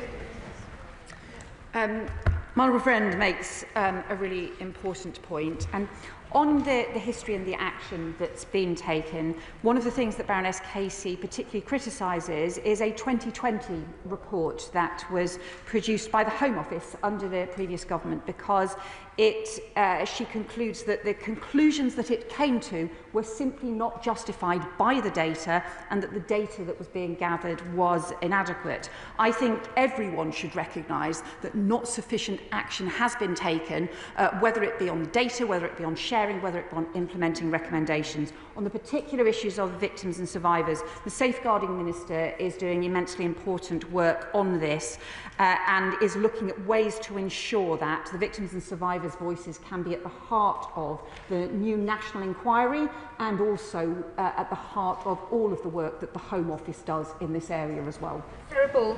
Thank you, Madam Deputy Speaker. I don't believe I've actually heard an answer to a number of the Leader of the Opposition's questions, so I'll ask the Home Secretary again. When did Baroness Casey submit her findings, and did the government request any changes? Home Secretary. 10 days ago, and this is Baroness Casey's report. This is her independent report, and anybody who suggests that Baroness Casey report would change her, Baroness Casey would change her views and reports for anyone has not met Baroness Casey. Sean Masterful. Thank you, Madam Deputy Speaker, and I welcome the pace and focus which the Home Secretary has brought to Baroness Casey's report, and she is right to highlight the risk of the unrhyme space and, of course, the rapidity by which that is now a focus. Can she give assurances that protocols will change according to that to ensure that we're looking for the information we don't know about, but also for survivors and victims of exploitation online, that if they have been criminalised, those cases will be quashed so that they're not carrying convictions for the exploitation they experienced? Home Secretary. I really welcome the point my honourable friend has made about needing to ensure that victims aren't criminalised for the coercion against them, for the crimes that are committed against them. And it's that failure, I think, that tendency to blame victims for the appalling crimes committed against them that has been a pervasive problem through the years. We are looking further at the issues around the online grooming and exploitation. That is escalating. In a complicated way, it does also involve more teenagers themselves being involved in that exploitation as well. That is more complicated to identify where people are being coerced and where they are actually criminals themselves who are committing these crimes. Lee Anderson. Thank you, Madam Deputy Speaker. It is amazing, it is staggering that the Labour MPs can come here today and welcome an inquiry when they was given the chance. They all voted against one. But these girls, these victims of the Pakistani grooming gangs, they were kidnapped, they were abused, they were drugged, they were raped. And when they reached out for help, everybody ignored them. So there's little wonder they have no faith in the system. But they can regain faith if the Home Secretary agrees with me and appoints Maggie Oliver as chair of the inquiry. Well, I would say to the honourable member, the child sexual exploitation and abuse, some of the most vile crimes that our country faces. And what Baroness Casey's report sets out in some detail, set out over 17 pages, just report after report after review after report after review, and so many of those recommendations never implemented. So concerns that were raised at the time of the Rotherham inquiry about issues around ethnicity, about issues around lack of information sharing, about lack of protection for children, simply not acted on. And Baroness Casey herself says, if we'd got this right years ago, seeing these girls as children raped rather than wayward teenagers, then I doubt we would be in this place now. He was a member of the previous government that did fail to do this, and I would hope that he would agree that actually successive governments, successive agencies across the country have failed to act on this, and we need to make sure that there is a proper independent inquiry, as well as, most crucially of all, the action by police to take the operations that will bring perpetrators to justice and put them behind bars. Patricia Ferguson. Thank you, Madam Deputy Speaker, and I thank my right honourable friend for bringing forward the statement today. One of the questions running through Baroness Casey's audit is why. Not just how the type of offending has been allowed to grow unchecked in our society, but what it is that drives people to commit these vile crimes. Can the Home Secretary assure me that the Government will commission serious, thorough, considered research into the drivers of group-based child sexual exploitation, including looking at all the issues around ethnicity and age? And will those findings be shared with the devolved administrations who, as we've heard, have not been exempt from these issues? Yes, I can say to my honourable friend that we do accept this recommendation from Baroness Casey as part of her report. We will commission this research into the drivers of child sexual exploitation and also some of the wider drivers around violence against women and girls as well, so that we have the stronger evidence to keep children safe. Sir Julian Smith. Bradford and Keith, the taxis operating Skipton and South Craven, there's been some horrific cases in that area. Could she confirm that the inquiry will be not too restricted to Bradford and the bigger conurbations? And in the UK, we have a crisis in our inquiry system. They do all take too long. The COVID inquiry is still ongoing. It's an absolute scandal. Could she accelerate the timings, and would she give serious consideration to this public inquiry being held in the north of England? Home Secretary. So I do agree with him that there are challenges with inquiries that can take a very long time and can mean that victims and survivors, or those who are affected by the particular inquiry, can wait for a very, very long time for answers. That is why it is critical that actually we introduce and implement recommendations from previous inquiries, that we get on with it, that we strengthen the police operations now to put perpetrators behind bars. I can also tell him we will not restrict where the inquiry goes or where the Commission chooses to investigate. Thank you, Madam Deputy Speaker. I welcome the audit by Baroness Casey today and the government's instigation of the national inquiry. It must leave no stone unturned, it must lead to convictions, and it must lead to perpetrators and anybody complicit behind bars, where, as far as I'm concerned, they can rot. But, Madam Deputy Speaker, it is also important that in this most serious of issues demands serious and considered conduct from the people in this place, including not misrepresenting what happens here. Can the Home Secretary confirm to me that the reasoned amendment referenced by the Leader of the Opposition, if it had passed, would not have led to a national inquiry, it would have blocked child protection measures, and it weaponises child rape to go after clicks? Home Secretary. Order. Home Secretary. Well, I think we want to see action taken across the board in order to make sure that children are protected and also to make sure that recommendations are introduced. The Children and Wellbeing Bill that the party opposite voted against is the opportunity to implement two of the recommendations made in Baroness Casey's audit and in her report, and is right that we should be able to implement those changes in order to strengthen the protection of children and to keep young people safe. Sir Alec Shalbrook. Thank you, Madam Deputy Speaker. I welcome a lot of what the Home Secretary said today, and she keeps referring to institutional failures.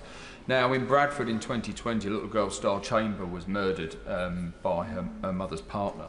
And evidence came to light from neighbours, etc., and from social services that it was dismissed because they were feared of being accused of being homophobic because it was a lesbian couple. I've had issues in my constituency since the last election where worried about other labels that social workers may get. They have a tick box and leave the child at the bottom. So may I ask the Home Secretary that we don't lose sight that there is an institutional failing about people being afraid to offend one group or another, and often losing sight of the fact that the child is the most important part in this care service. Home Secretary. So crime is crime.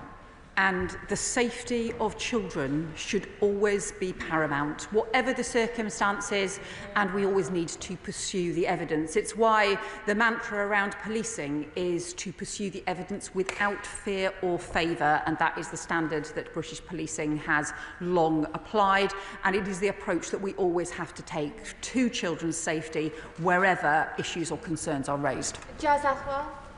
Thank you, Madam Deputy Speaker. And can I also put on record my thanks to Baroness Casey and the Home Secretary the first Home Secretary in 16 years to come here with an independent review. These girls, now women, were abused, traumatised, and then re-traumatised again by a system that did very little to protect them or help them get justice. We should always put the lives and safety of young girls in front of any political concerns, and for that reason, I welcome today's decision. Would the Home Secretary lay out how predators and those who denied victims justice will be held accountable following this inquiry? Home Secretary. Well, it's clear that we need to ensure that recommendations are implemented. One of the conclusions that the Baroness Casey audit comes to is it says, the timeline set out above, and this is the history of failed reports in the past, shows a pattern of case after case of offending that is prosecuted, reviewed, and then recommendations for improvement made and repeated, but not followed through. We become so used to hearing about these issues that they become more about justifications for failures than problems that need to be fixed. We have to make sure that these problems are fixed. Greg Stafford. Thank you very much, Madam Deputy Speaker, and I welcome the Home Secretary's statement that those who are convicted of such crimes will not be able to take part in the asylum system. I would suggest to her that she may want to go and extend that to all crimes against the person. But the question that my right honourable friend from the front bench asked was, will she make sure that no human rights, fallacious human rights claims can be made so that these people cannot be deported if convicted of these crimes? Secretary. So we are strengthening the safeguards in the asylum system. I think the system that we inherited was too weak, didn't have strong enough systems both to ensure that the rules are respected and enforced, but also particularly to deal with issues around criminality and issues around public risk. So we are strengthening those safeguards, including the law around sexual offences, including looking particularly at the issues about the way in which Article 8 is being interpreted. And also, we are strengthening public protection arrangements. So if there are any issues raised by the police or by others about any safety risk for anybody in the asylum system, we are bringing in new arrangements to ensure that there are joint public protection agreements and arrangements between the police and immigration enforcement to ensure that people can be kept safe. Laura Kirk-Smith. Deputy Speaker, and I welcome the clarity and the focus on action that the Home Secretary has brought to the House today. I spoke this morning to the father of a young woman in my constituency who was the victim of child sexual exploitation. He thinks this is the right way forward, but his concern and mine is for the victims and the survivors whose trauma will be opened up again by this process. As he put it, when you open Pandora's box, you've got to have the tools to deal with whatever comes out. Can the Home Secretary say more about the tools that she will put in place to support the survivors at the heart of this? Secretary. My honourable friend makes a really important point, because I think too often victims and survivors have been asked to tell their story, often to multiple different agencies, and then have seen no action, and it simply strengthens the distress that they feel. 7,000 victims and survivors gave evidence to the independent inquiry on child sexual abuse. So we will work closely, and the Safeguarding Minister will work closely as we draw up the arrangements for the National Inquiry to keep victims and survivors in our minds.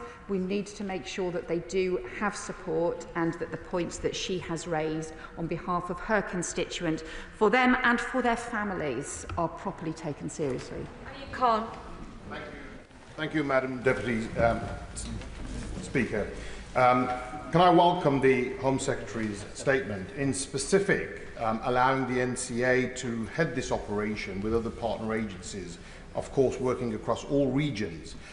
As a barrister, I've spoken to many NCA officers and law enforcement officers. One criticism which is consistent is that they do not have enough resources. This is going to be an enormous investigation up and down the country. Will the Home Secretary assure this House that they will not be limited to resources which they need in order to complete this investigation? Home Secretary. Well, we have already provided some additional resources for policing to be able to undertake the assessment and the identification of cases that were closed that need to be reopened or where other lines of inquiry need to be followed up. He will know too that the National Crime Agency already does immensely important work through Operation Stovewood around South Yorkshire and also through the work that it does on online child abuse. What we need to do is to bring all the different programmes of work closely together, involving both the National Crime Agency but also the new Centre for Public Protection that we are setting up as well, which will be about setting new standards across the country and roll out the national operating model that all forces can then follow. Dixon. I'd like to start by commending the Home Secretary for the dignified way in which she gave her statement and her apology to the victims and survivors of sexual exploitation and grooming gangs for past failures. I'd like to associate myself with her apology. Madam Deputy Speaker, I welcome that the Government have accepted the recommendations of Baroness Casey's rapid audit and the announcement of a national criminal operation to pursue and convict perpetrators. Justice for victims of these horrific crimes must always be our top priority.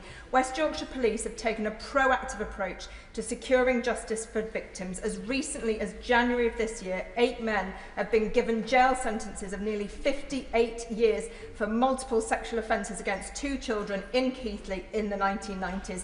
Will she join me in commending the work of West Yorkshire Police in bringing perpetrators of these vile crimes to justice? Well, my honourable friend is right to highlight the work of West Yorkshire Police. They have done pioneering work to find new ways to identify victims who may be at risk, to follow the evidence where you have repeat missing cases, and then also to be forensic and determined in the pursuit of action. They have, and I would commend the work of the Assistant Chief Constable as part of this too, and it is learning from the work that they have done that we want to make, following Baroness Casey's recommendation, a central part of the national criminal operation. Dr Neil Shastrihurst. Thank you very much, Madam Deputy Speaker. And the sexual exploitation of vulnerable children in this country is a stain upon our society. But the victims don't just want to have the truth out, they want transparency. And with that in mind, can the Home Secretary confirm that the government didn't ask Baroness Casey to change any elements of her report? Yes or no? Home Secretary.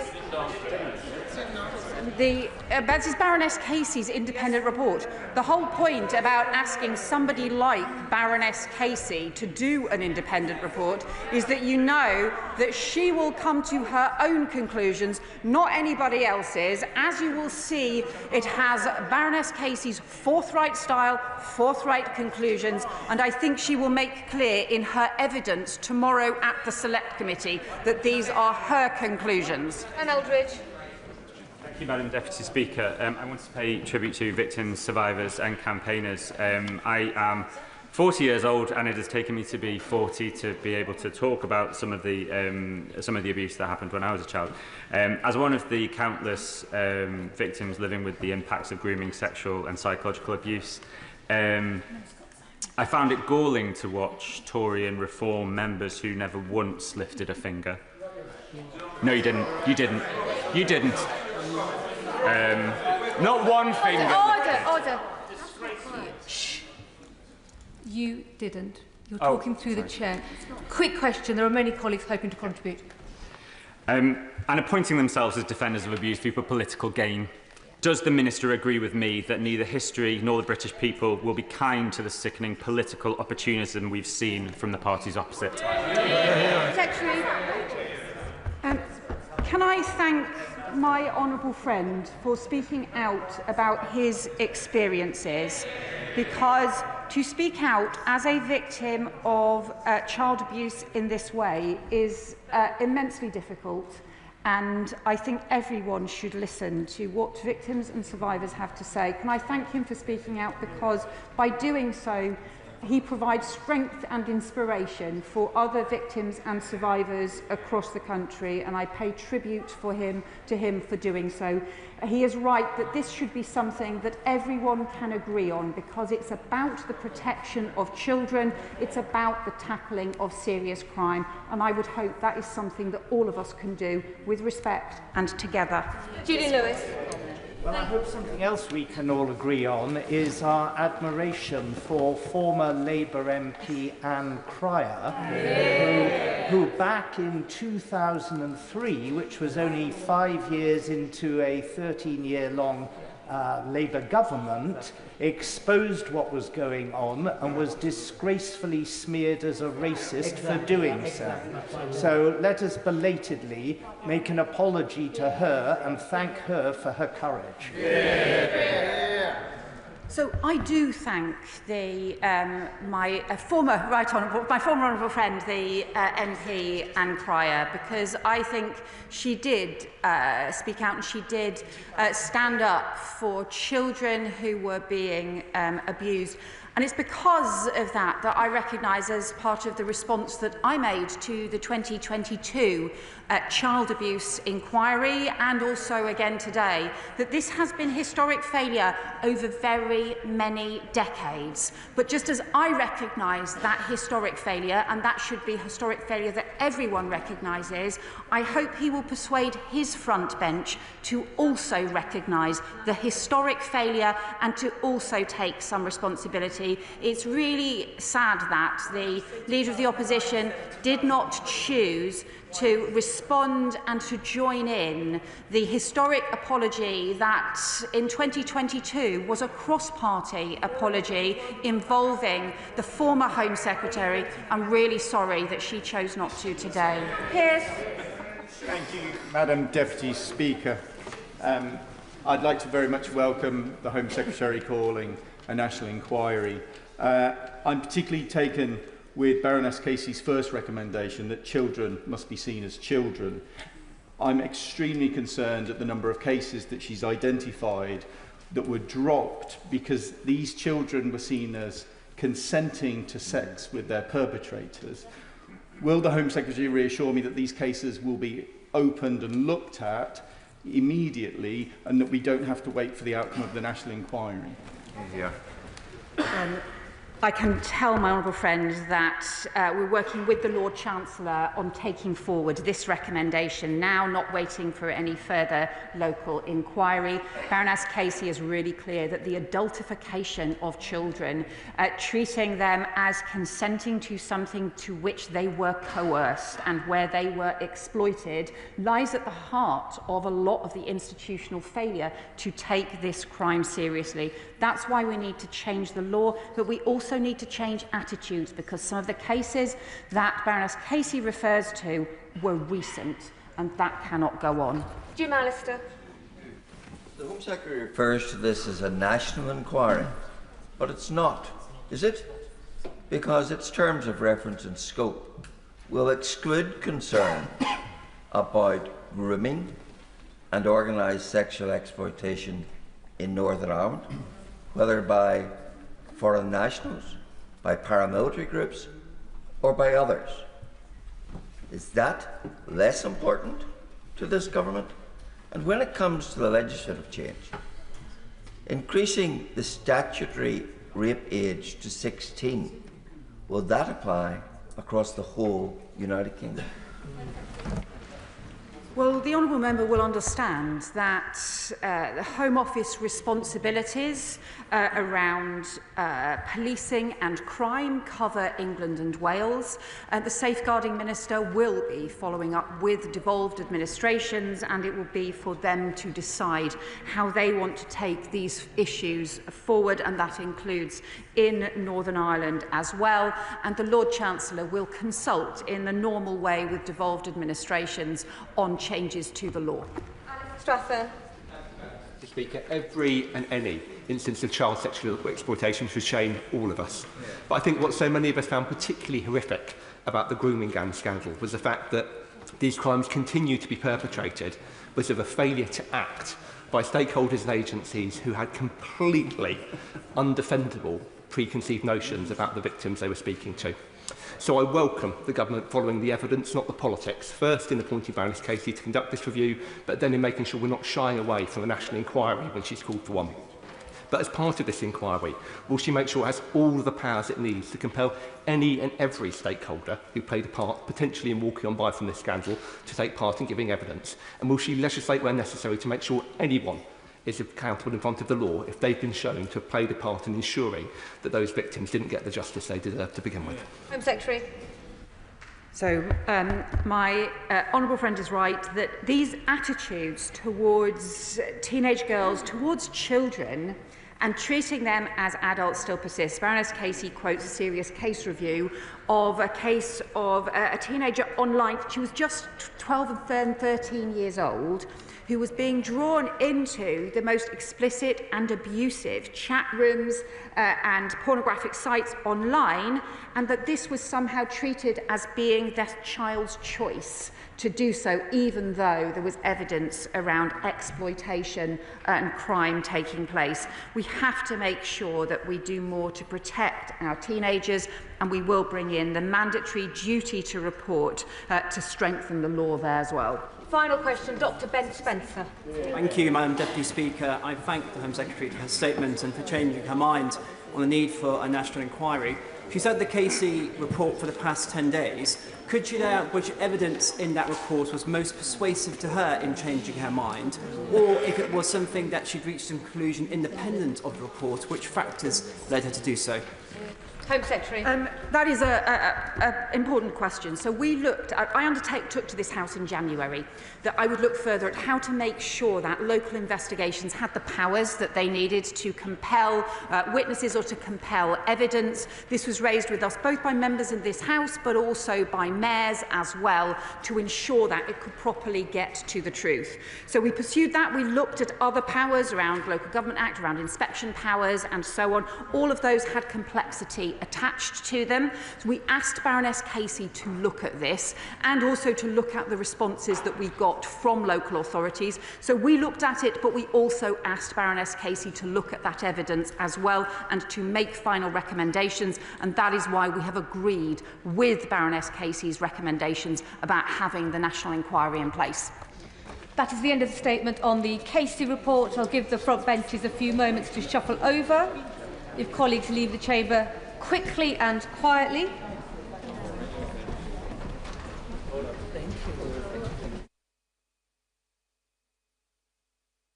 Now come to the statement on Iran-Israel conflict, and I call the Foreign Secretary, Sir David Lammy. Foreign Secretary. With permission, Madam Deputy Speaker, I will remind the House that the Foreign Office has been responding to two crises this past week. My honourable friend, Minister Faulkner, will update the government's extensive effort to assist those whose loved ones lost their lives in Thursday's devastating Air India plane crash. You know, just 9 days ago, Madam Deputy Speaker, I was in Delhi, strengthening our friendship.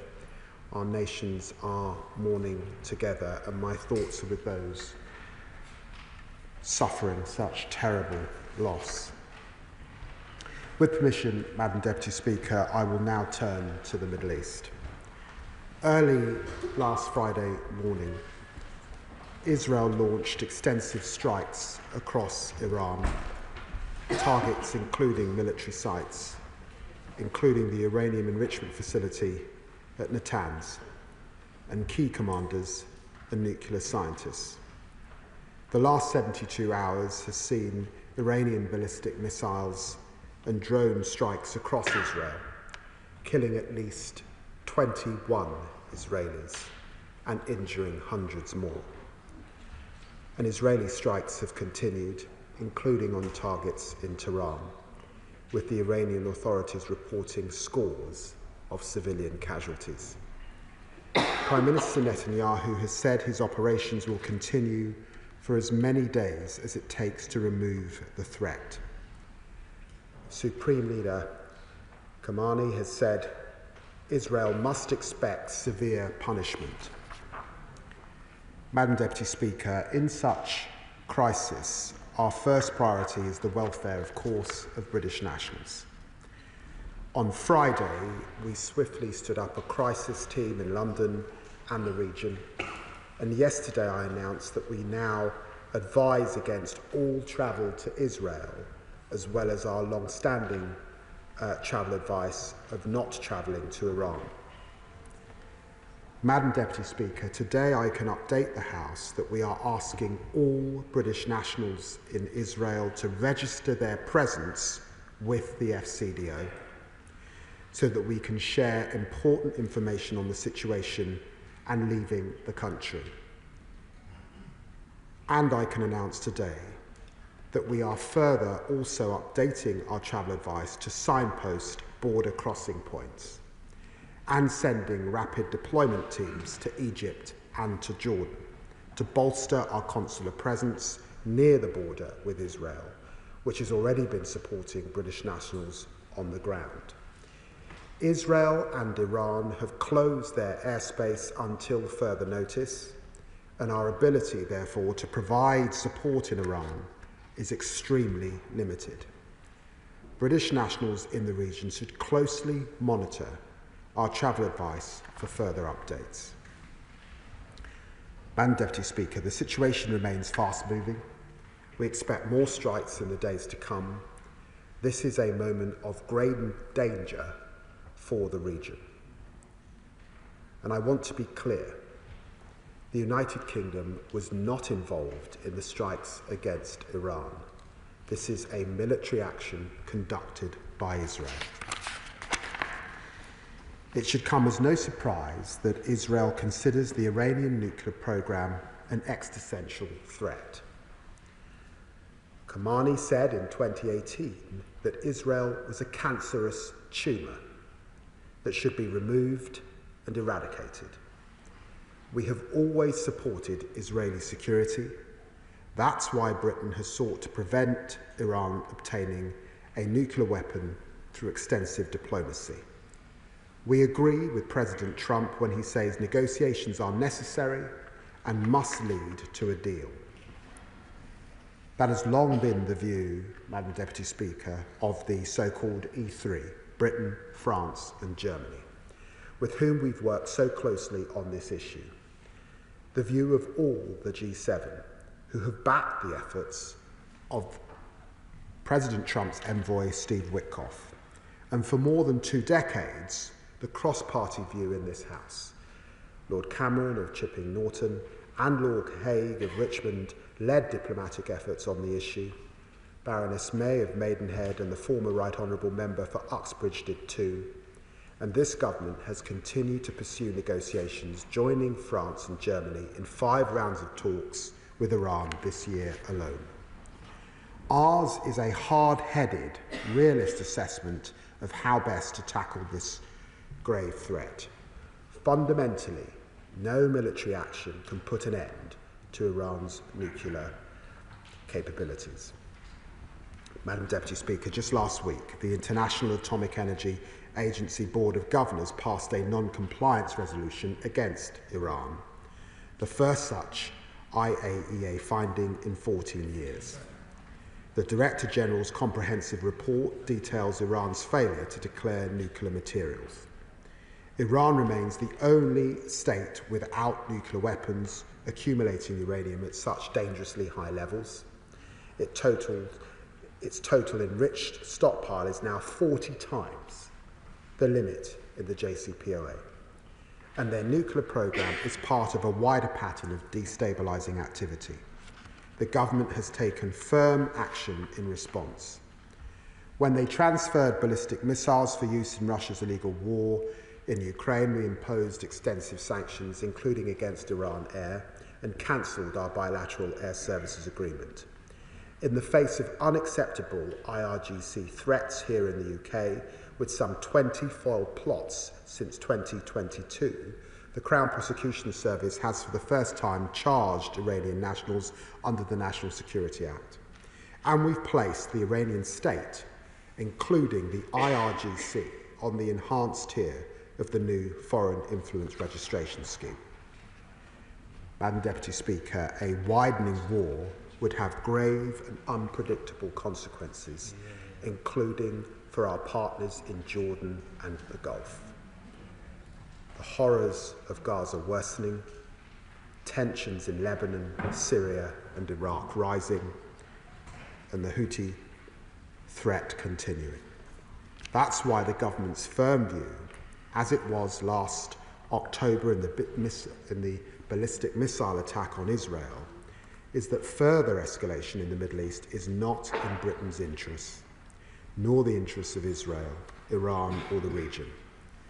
There are hundreds of thousands of British nationals living in the region, and with Iran a major oil producer and 1/5 of the total world's oil consumption flowing through the Strait of Hormuz, escalating conflict poses real risks for the global economy. As missiles rain down, Israel has a right to defend itself and its citizens. But our priority now is de-escalation. Our message to both Israel and Iran is clear. Step back, show restraint, don't get pulled ever deeper into a catastrophic conflict whose consequences nobody can control. Madam Deputy Speaker, the Prime Minister chaired COBRA on the situation last Friday and spoke to Prime Minister Netanyahu, President Trump and Saudi Crown Prince Mohammed bin Salman. He is now, of course, at the G7 summit in Canada, discussing with our closest allies how to ease tensions. And the government has deployed additional assets to the region, including jets, for contingency support to UK forces and potentially our regional allies concerned about the escalated conflict. In the last 72 hours, my honourable friend, the Minister for the Middle East, and I have been flat out trying to carve out space for diplomacy. I have spoken to both Israeli Foreign Minister Saar and Iranian Foreign Minister Araghchi, underlying Britain's focus on de-escalation. I have also met with the Saudi Foreign Minister Prince Faisal. I've had calls with US Secretary Rubio, EU High Representative Callas, and my counterparts from France, from Germany, from the United Arab Emirates, Qatar, Oman, Jordan, Turkey and Iraq. These conversations are part of a collective drive to prevent a spiralling conflict. Madam Deputy Speaker, this new crisis has arisen as the appalling situation in Gaza continues. This weekend, hospitals in Gaza reported over 50 people were killed and more than 500 injured while trying to access food. This government will not take our eye off the humanitarian catastrophe in Gaza. We will not stop calling for aid restrictions to be lifted and an immediate ceasefire, and we will not forget about the hostages. This morning I met with Yoseved Lefshitz and her family, whose courage and dignity in the face of Hamas barbarism was a reminder of the plight of those still cruelly held in Gaza. We will not stop striving to free the hostages and end the war.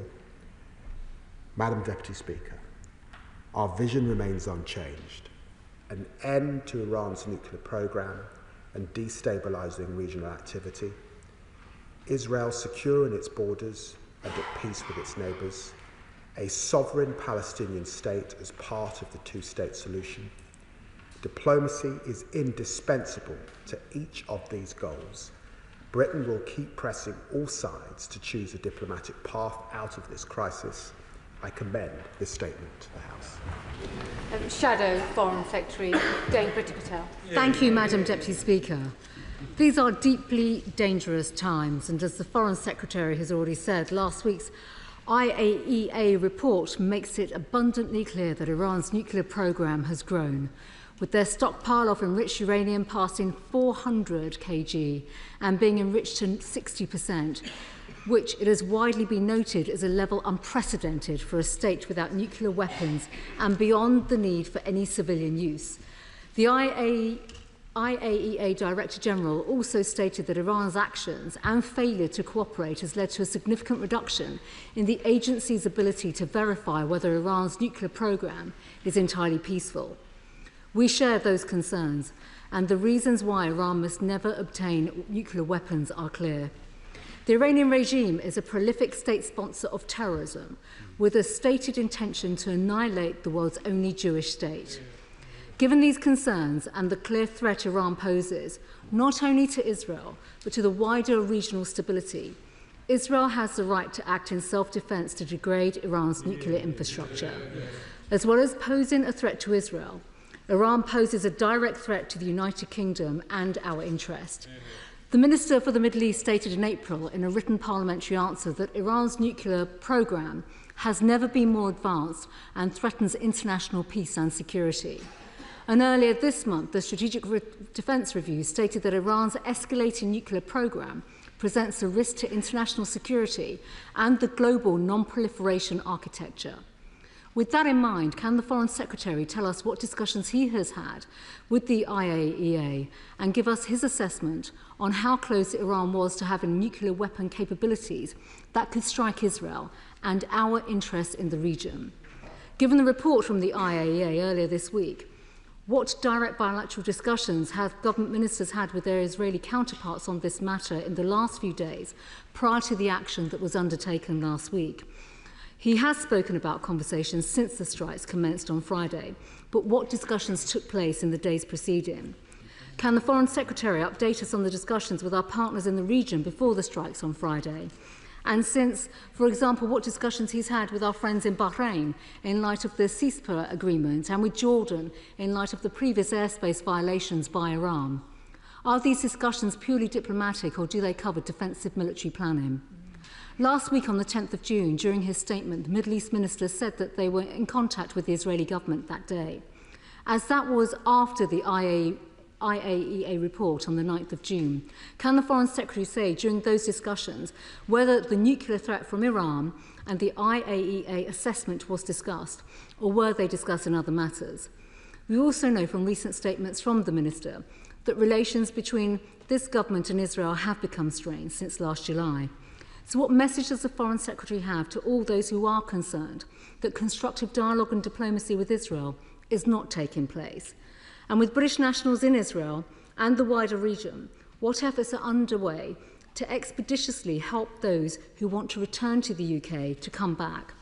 And while the Foreign Secretary cannot rightly give operational details to the House, can he confirm if contingency plans have been updated recently for the evacuation of British personnel and assets from Iran? At the G7, will the Prime Minister be having substantive bilateral discussions with President Trump on this matter? On Iran's strikes at Israel, these are indiscriminately targeting civilians, and the whole House should condemn Iran for doing this. The UK has previously supported Israel in defending them from missile and drone attacks. So can the Foreign Secretary confirm if the UK has offered military intelligence and other forms of assistance to our Israeli allies in countering these attacks from Iran? The German Chancellor has offered this and is providing assistance to Israel. Has the UK made such an offer too? It is right that UK military capabilities have been increased in the region over the weekend.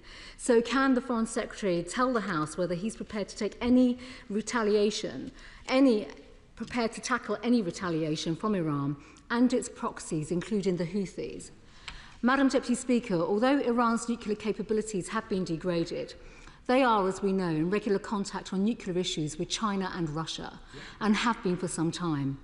Has the Foreign Secretary assessed the involvement of Russia and China that it may have had in supporting Iran's nuclear programme to get to where it is today? Is he concerned that they will support Iran to rebuild their capability with materials and expertise following Israel's actions? And is he looking at applying sanctions, new sanctions, to constrain Iran's ability to rebuild, advance and accelerate their nuclear ambitions? Turning to the direct threats that Iran poses to our soil, the Foreign Secretary has rightly mentioned the plots foiled, the recent attacks, the recent arrests, and putting Iran on the enhanced tier of furs. Can he give an assurance about work taking place across government over the last few days, including with the Home Office, the police, counter-terrorism operations and intelligence services, to tackle any retaliation that Iran, the IRGC, and those acting on its behalf might direct towards us?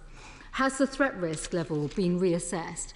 Is extra support being provided to secure synagogue schools and parts of the Jewish community in the UK? We all want to see peace and stability in the region, where Iran, who is responsible for so much bloodshed, is now taking place.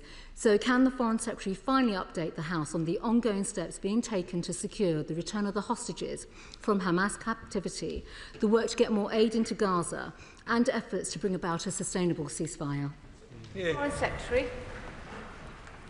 Well, I'm very grateful to the Shadow Foreign Secretary for her remarks, the cross-party support that I sensed in her remarks, and for the questions that I will certainly endeavour to answer. She asks about our contact with the IAEA. I can confirm that I spoke to the Director Grossi just a few days ago, and certainly before the action last week, and discussed his report. She asks what the latest is on that, and she will know that the assessment was that the enriched uranium stockpile was now standing at 8,413 kilograms, more than 40 times the JCPO limit. And the total high enriched uranium stockpiles was considered 9 significant quantities of high enriched uranium. She asked then what coordination we had given that information, and I want to reassure her that I have been in close touch, working in concert with my French and German colleagues over this period, and coordinating, the three of us, working across our political directors, but also as foreign ministers in our messaging to the Iranian regime. And can I confirm to her that we will be speaking to the Iranian regime again in the coming hours to raise those concerns and heighten what I said about the need for diplomacy at this time.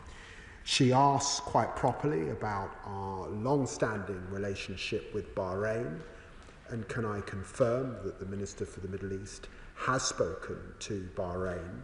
She asks about our long-standing relationship with Jordan, and can I confirm that, of course, I've spoken to Foreign Minister Safadi in the last few days, and we continue to coordinate with our Jordanian friends and offer whatever support we can at this time.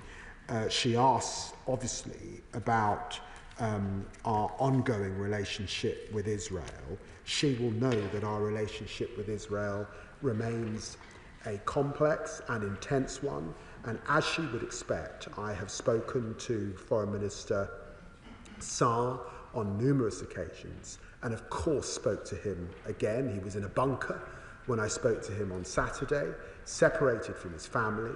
I offered him condolences, and of course, as you would expect, the United Kingdom and Israel in these times, of course, coordinate and work together. We have disagreements, of course, and we've discussed that over this dispatch box, particularly about the humanitarian situation in Gaza. But we recognise that there are many Israelis, as we speak, in their bunkers, that there have been 21 casualties over this last period and over 500 people injured. There is a sense of trauma, compounding trauma in Israel, and I want to reassure her that we recognise that. Of course, the Prime Minister is discussing these issues with President Trump at this time, and I know the G7 meeting is going on as we speak. I want to reassure her also about our contact with hostages. That's why I was meeting with hostage families just today and undertaking to raise that issue again in this place. And what they asked me was to ensure that with this crisis we do not take our eye off the situation in Gaza, and that's why I made it a part of my statement. And she quite rightly asks about state threats from the Iranian regime and the IRGC. and can I refer her to the work of Sir John Hall? He has found gaps in our legislation framework in relation to how we deal with these state threats. I'm pleased about the arrests that have been made recently, but we will be coming forward with the appropriate legislation on dealing with state threats from the IRGC in the coming months. Select Committee Chair Dame Emily Thornbury. Thank you very much, Madam Deputy Speaker. It's completely understandable that Israel feels threatened by a bellicose neighbour with uranium mines and a nuclear programme. But the rest of the world is unanimous in saying that the way to deal with Iran is through discussion, negotiation and a nuclear agreement. Madam Deputy Speaker, there once was such a deal, thanks to the extraordinary efforts of Baroness Cathy Ashton, amongst others. But that deal was derailed by President Trump, egged on by Israel. And now, belatedly, even President Trump has come to the view that the solution has to be a nuclear agreement with Iran, secured through discussion and diplomacy. And yet in the middle of that, Israel has decided that the solution is a regional war. Does the Foreign Secretary agree that Britain must remain firm with the rest of the world, urging both Israel and Iran to step back from a conflict? Military action can only predict one thing. It will not stop the Iranian nuclear programme, but it will ensure the deaths of innocent victims on both sides. Foreign Secretary. Well, she's right to put on record our thanks to former EU High Representative Baroness Ashton for all her work to get that JCPOA agreement. And it was also the work of the previous government and successive leaders in the party opposite that worked to secure that agreement.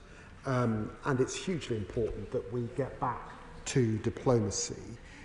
It is right to say, though, that the assessment of the IAEA is that there has been deception from the Iranian regime. And how do you account for having stockpiles that are 40 times over what they should be if you were sticking to the agreement? And that is why we must come together, yes, calling for restraint, but we do need diplomatic action. Iran cannot have nuclear capability, full stop. Liberal Democrat spokesperson Callum Miller. Thank you, Madam Deputy Speaker, and I'm grateful to the Foreign Secretary for advance sight of his statement, and to him, ministers and officials from the Department for their efforts to support British citizens in the region. People across the UK have watched with horror as war has broken out between Israel and Iran. And as we consider the UK's response, let me begin with key principles on which I hope this House will agree. The State of Israel has a right to exist and to defend itself in line with international law. We stand against Iran's stated goal to wipe out the State of Israel and its use of the Islamic Revolutionary Guard Corps to support global terrorism and foster regional instability. So will the Foreign Secretary go further to protect UK residents, including Iranian and Jewish communities, from IRGC-sponsored terrorist actions on our soil, and finally prescribe the IRGC? Iran's ambition to create a nuclear weapon is a grave risk to the UK's interests and Israel's survival. But successive governments have been right to seek to contain that risk through diplomatic means. The Netanyahu government's unilateral military action, which it took against the advice of allies and without forewarning, has severely undermined those efforts. It was ill-judged, reckless, and not the behaviour of a responsible ally. Can the Foreign Secretary confirm that the Prime Minister will press at today's G7 summit for a return to negotiations with the UK included alongside the US? Iran has now retaliated with its own strikes and may look to respond further, including by threatening the assets of other states in the region. Can the Foreign Secretary confirm that the sole purpose of UK military deployments will be to protect our assets, personnel and citizens, and that he will not allow us to be drawn into this conflict between Israel and Iran? What specific steps is the Foreign Secretary taking to ensure that while the focus is on this crisis, we do not lose sight of the need to secure the unconditional release of the hostages held by Hamas and to maintain scrutiny on the extreme actions of the Netanyahu government towards Palestinians in Gaza, East Jerusalem and the West Bank, and so as to protect the possibility of a two-state solution? Will the UK government heed the call of all 72 Liberal Democrat MPs for the immediate recognition of Palestine? Foreign Secretary. Well, I'm grateful to the honourable gentleman for his remarks and the tone with which he made them, because I think in matters of war, it's always important that this House can speak with one voice. On the issue of prescription, can I refer him to the work of Sir John Hall and remind him that what we're dealing with are state threats. And to be absolutely clear, no country in the world is deploying more state threats across the world than Iran. And that was why it was important to look at this issue specifically. He has found gaps in our architecture. We are looking at those gaps, and we will come forward with our plans shortly. He rightly talks about the important work of negotiation and diplomacy and what sits behind that. It's absolutely right that we continue to work with France and Germany, and I want to reassure him that that work has continued and was continuing alongside, if you like, a parallel track alongside the work of President Trump's envoy, Steve Witkoff, and we applauded that work and that effort to get to a negotiated diplomatic solution. But it is a solution that will require Iran giving up its nuclear capability. It will involve Iran getting serious about what those centrifuges under mountains are really for. And we're pretty serious, we're very serious about that. And that's what we were insistent with, and that's why we said there would be a snapback, and we would impose very severe sanctions. Those sanctions would hit once again Iran if we didn't see compliance. And of course, he puts on record his views on Gaza, and we have exchanged that many times across this chamber. Mohammed. Thank you, Madam Deputy Speaker. I welcome the work of the Foreign Secretary and the diplomatic actions that have taken place so far. Israel's unprovoked attack on Iran has opened yet another dangerous front and risks dragging the entire region into a wider war with devastating consequences for ordinary people across the Middle East, people who have already borne decades of conflict and intervention. Given that Israel's claims have been challenged even by US intelligence assessments, can the Foreign Secretary assure this House that no UK military support, whether direct or indirect, will be given without the clear and explicit consent of this House, and that this government has learned the hard lessons of Iraq and Libya and will not repeat them? Foreign Secretary. Well, can I say to the Honourable Lady, categorically, the UK is not involved in Israel strikes. We do have an important regional role. We have UK assets, of course, in Cyprus. We have them in Bahrain, we have them in Qatar, and we have a role, an important role in Operation Shader, where we're dealing from terrible threats to us and our allies from Daesh and other things. So we have important relationships in the Gulf and the wider region, and that's why my honourable friend, the Defence Secretary, has as a precautionary step sent further military aid to the area. Sir Julian Lewis. Until the people of Iran rise up and overthrow the dreadful mullah's regime, it's obviously true what the Foreign Secretary says when he says no military action can put an end to Iran's nuclear ambitions, because even if their capacity was entirely destroyed, they could start rebuilding it. Having said that, though, it is true that it's possible to contain those ambitions by knocking back their capacity repeatedly until such time as they no longer wish to acquire nuclear weapons. So I just advise the Foreign Secretary to think carefully about the question of diplomacy alone containing those ambitions, because one day we might wake up and find that a successful nuclear test has been carried out by Iran. I'm always prepared to take friendly advice from the honourable gentleman. This is a very serious threat. we know that JCPOA had been breached. President Trump has been pretty clear in his expectations. I have been pretty clear with the Iranian foreign minister. And I recognise that the coming days, if Iran is to take the off-ramp, is to get serious about their obligations to the international community and get serious about ending that nuclear capability. Alex Sobel. Madam Deputy Speaker, as always, civilians are paying the heaviest price. 1,195 on the 7th of October, at least 74 hostages since, 55,000 in Gaza, 24 Israelis this weekend killed by Iran, and 224 Iranians killed by Israel.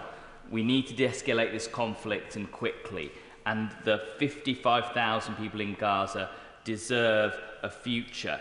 I understand that the Saudi-French co-chaired conference has now been delayed on the two-state solution. What are we doing to get that back on track, and how are we going to progress this solution forward? Well, I recognise that my honourable friend has been a long champion of these issues.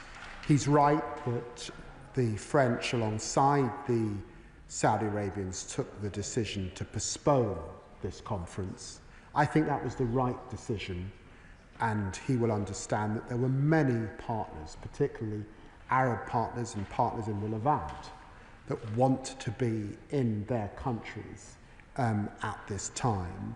There's a lot of diplomacy. He's heard the list of countries that I've been speaking to, and we must focus our effort on ensuring that we get that ceasefire in Israel and Gaza, but also that we deal with Iran's nuclear capability. And please urge colleagues to keep their questions short, and for the Foreign Secretary to keep his answers short. David Reid. Thank you, Madam Deputy Speaker. Does our closest ally, the United States, agree with this position on this situation? And if not, what do we differ on? Foreign Secretary. Well, I'd refer him to the remarks that were made by Secretary Rubio on the outbreak of this new war, and I would refer him to the statements that have been made by Donald Trump, where he clearly indicates an off-ramp for Iran if they get serious about diplomacy and accept the olive branch that he reached out with Steve Witkoff. Rupa Hogg. Thank you, Madam Deputy Speaker. Ealing's long had a big Iranian diaspora. In 1978, when England didn't qualify in the World Cup and Iran did, a lot of my class was supporting the latter. And now they're my adult constituents and they've been caught up in all this. So I wondered if my right honourable friend could tell me what steps he's taking to ensure safe passage of our constituents back home, including one of mine who needs to resume her cancer treatment and urgently wants to come back to Ealing. Well, let me just put on record the huge admiration that I'm sure many of us across this House have for what was formerly known as Persia and the great history of the Iranian people and how remarkable they are and how awful it is that they're suffering under this horrendous regime. And unfortunately, as she knows, at the moment, airspace is closed over Iran, and we have been advising for many, many, many years against travel to Iran because of our concerns. But our embassy staff will do all they can to support British nationals. Father of the House, openly. The Foreign Secretary knows that many of us have been prepared to speak up again and again on behalf of suffering Palestinians and be a critical friend of Israel. But would he agree, in this occasion, we must stand shoulder to shoulder with our Israeli ally? The fact is that this is a death cult. You can't appease a death cult like the Nazis or Iran by appeasement and simply by diplomacy. They're cocking a snoop at us, and they are inches away from a nuclear bomb. So will he stand, and I'm sure he's going to make this absolutely clear, shoulder to shoulder with Israel and our American ally in proclaiming the right of Israel to exist at all? Now, Foreign Secretary. Absolutely. Thank you. Damien Egan. Thank you, Madam Deputy Speaker.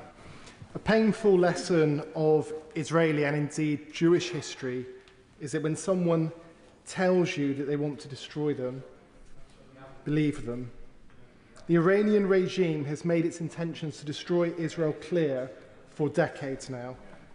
We'll all be familiar with the term never again, which came out of the concentration camps of Europe. And I'd like to ask the Secretary of State if he agrees that this is one of those moments when we can say never again is now. Yeah. Well, I'm grateful to my honourable friend, and I know that, again, he has been on these issues for many, many years, long before he came to this place. And we recognise the threats that Israel is facing. And we also recognise the threat, the tremendous threat, not just to Israel and in the region, if Iran were to get a nuclear weapon. And what it would mean for all of us who've worked so hard against nuclear proliferation, because as Iran follows, others would come in their wake. We must stop this happening. Sure. Can I thank the Foreign Secretary for his statement today? Clearly, we have differences with the Netanyahu regime, but Israel is a close ally and friend of the United Kingdom. Iran is a terrorist-supporting state, Hezbollah, Hamas, Houthis, Assad, destabilising the region, rejecting the IAEA and international proposal to prevent nuclear proliferation and limit uranium enrichment, and sponsoring terrorist actions on the streets of Britain. Doesn't he feel that Israel is now doing the world's dirty work on behalf of us all? Foreign Secretary. Well, the honourable gentleman brings his usual eloquence to these matters. I would agree with him, save for his initial remark. I would not call it the Israel regime. I think it's a democracy, and it's a democracy with all the ups and downs and faults of any democracy to that extent.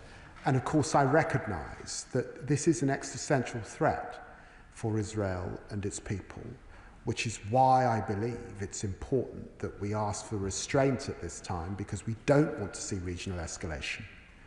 And it's why it's important that, that diplomacy prevails. John Pierce. Thank you, Madam Deputy Speaker. The Iranian regime threatens peace and security around the world. It destabilises the Middle East through its terrorist proxies, Hamas, Hezbollah, the Houthis. It supports Russia's invasion of Ukraine. It is sworn to wipe Israel off the face of the earth. They must never be allowed to have a nuclear bomb. Does the Foreign Secretary agree with me that that should be achieved through diplomacy, and all of the world's efforts should be placed on Tehran to back down, to sign a deal and end this conflict? Yes, I do. Cameron Thomas. Thank you, Madam Deputy Speaker. I welcome the Foreign Secretary's statement. The Iranian regime is a malignant international force, and who knows how many British lives have been lost to their sponsorship of international terrorism. The Iranians did explicitly state a threat towards our assets and our people in the Middle East. How much confidence does he have in our ability to mitigate those threats? Secretary. Huge confidence in our force protection measures, and to remind him that we have important military and intelligence assets in the region, and that we have bilateral defence relationships with Jordan, Saudi Arabia, Oman, UAE, Qatar, Bahrain, Kuwait, Iraq, Lebanon, Egypt, and of course Israel. And Tulip Siddiq. Thank you, Madam Deputy Speaker. I'm very concerned about my constituents, Natasha, Joshua and Gemma, who are stuck in Israel after travelling there for a wedding. They sent me a desperate message saying that they're worried about their own safety and facing a daily cascade of missiles. They have registered their presence with the Foreign Office, and I have heard what the Foreign Secretary has to say today, but could I ask him to publicly reassure their families in my constituency of Hampstead and Highgate that he's doing all he can to bring British nationals home to safety? Well, can I absolutely say that for Iranian dual nationals, British nationals who are in Iran, 224 casualties just over the last few days, 1,277 injuries. Of course, this is a terrifying time as people hide in their homes. That's why we have embassy staff working around the clock, and of course we offer our full support, notwithstanding that the airspace is currently closed. Over Dowden. I've been contacted by a significant number of my constituents who are currently stranded in Israel, unable to leave because of the lack of return flights to the United Kingdom. This includes a constituent with significant medical needs. Can I urge the Foreign Secretary to further strengthen the Foreign Office's offer? I do welcome the advice they're now providing in relation to routes back to the UK, although I note it has taken some time for that to happen.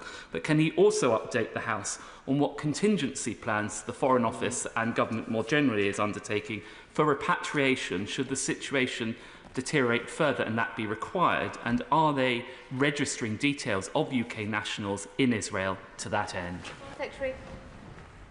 Well, can I reassure the right honourable gentleman that we are asking all nationals in Israel, our UK nationals, to register their presence so that we know that they're there, so that we can update them in what is a very fast-moving situation. And can I reassure him that we have sent a rapid force of diplomats to the border to facilitate exit.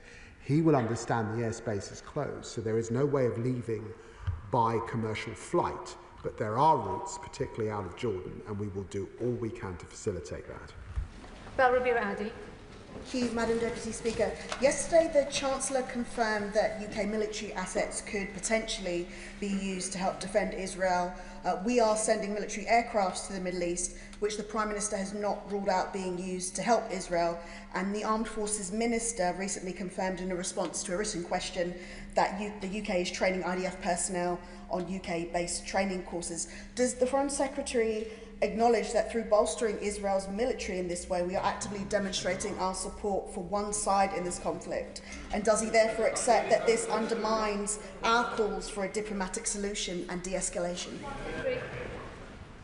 Well, can I say to my honourable friend that it's important to state that the UK did not participate and is not participating in Israeli strikes, but we do have a proper role to play in regional security. She wouldn't expect me to comment on operational defence and intelligence matters, but except to pray and aid the defence bilateral relationships that we have in the region. Thank you, Madam Deputy Speaker. The reality is that there's a long history of diplomacy just being used as a cover to reach the ultimate aims of what countries want to do. For example, Russia with the INF Treaty constantly building hundreds of nuclear weapons, making that treaty worthless. And I just want to put on record that Israel has my absolute full support in the action it's taking. It's doing the world's dirty work. But what I want to ask the Foreign Secretary is he and his right honourable friend, Secretary of State for Defence, in the middle of working out how we make sure the Straits of Hormuz stay open for the very vital international trade?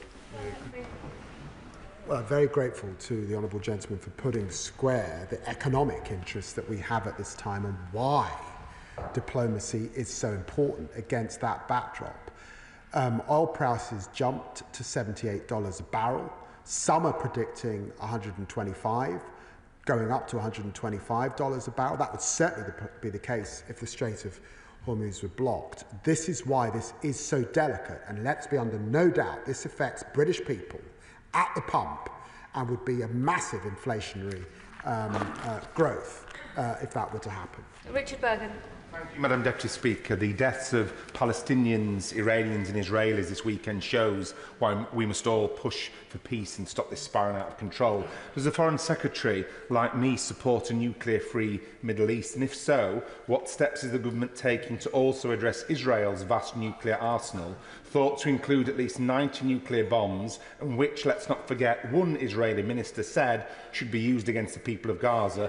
And what is he doing about Israel's refusal to sign up to the Nuclear Non-Proliferation Treaty and Israel's refusal to cooperate with the International Atomic Energy Authority?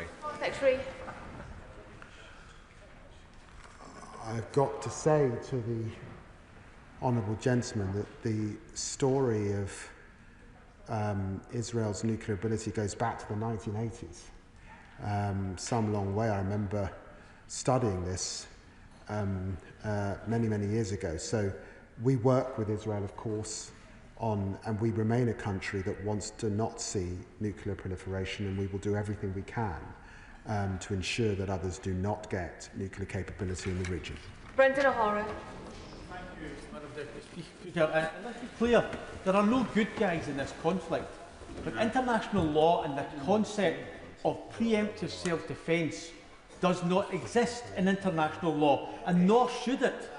But Israel's decision to unilaterally retaliate first has made the region, indeed the world, a much more dangerous and more unstable place. So to what extent does the Foreign Secretary believe that the impunity that Israel has enjoyed for previous acts of aggression and war crimes was a factor in Netanyahu's decision to retaliate first? Foreign Secretary. Can I just say to the honourable gentleman that we've had a very serious debate so far in this House this afternoon that recognises the serious threats that Iran's nuclear capability pose to the global community, recognise the existential threat that the Israeli people are facing. I have been absolutely clear that diplomacy is the way. Donald Trump is urging a path back to diplomacy. The UK, of course, was not involved, but I do think that we have to be minded about the many people in both Israel and Iran who are hiding in their bunkers at this time, fearing their loss of life. Tracy Gilbert. Thank you, Madam Deputy Speaker. I'm sure the whole House is behind the diplomatic efforts of the Prime Minister and the Government to avoid any further escalation of this conflict, and can I thank my right honourable friend for the reassurances he's given around not taking his eye off the horrors that continue to unfold in Gaza.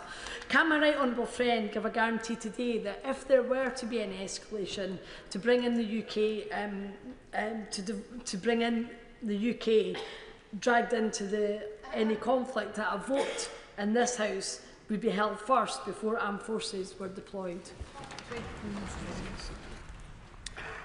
As this conflict escalates, our message to both Israel and Iran is very clear: de-escalation and restraint. Kit Malthouse. Madam Deputy Speaker, of course all our thoughts are with the British citizens caught up in this horrible exchange, an alarming exchange of ordnance, but the Foreign Secretary said he was keeping his eye on Gaza. I'm not quite sure what that means. It's certainly the case that the eye of the world has been drawn to the footage that emerged as the missiles had flown, of young children shot and bleeding out their lives in the sands of Gaza. As you said, 50 people hospitalised over the weekend or shot dead while begging for food. And just this morning, 38 people killed while queuing for food or attempting to obtain food from the new American-sponsored distribution system. What comfort should all those bereaved families in Gaza take from the fact that he is keeping his eye on this situation? Well, look, let me say to the right honourable gentleman,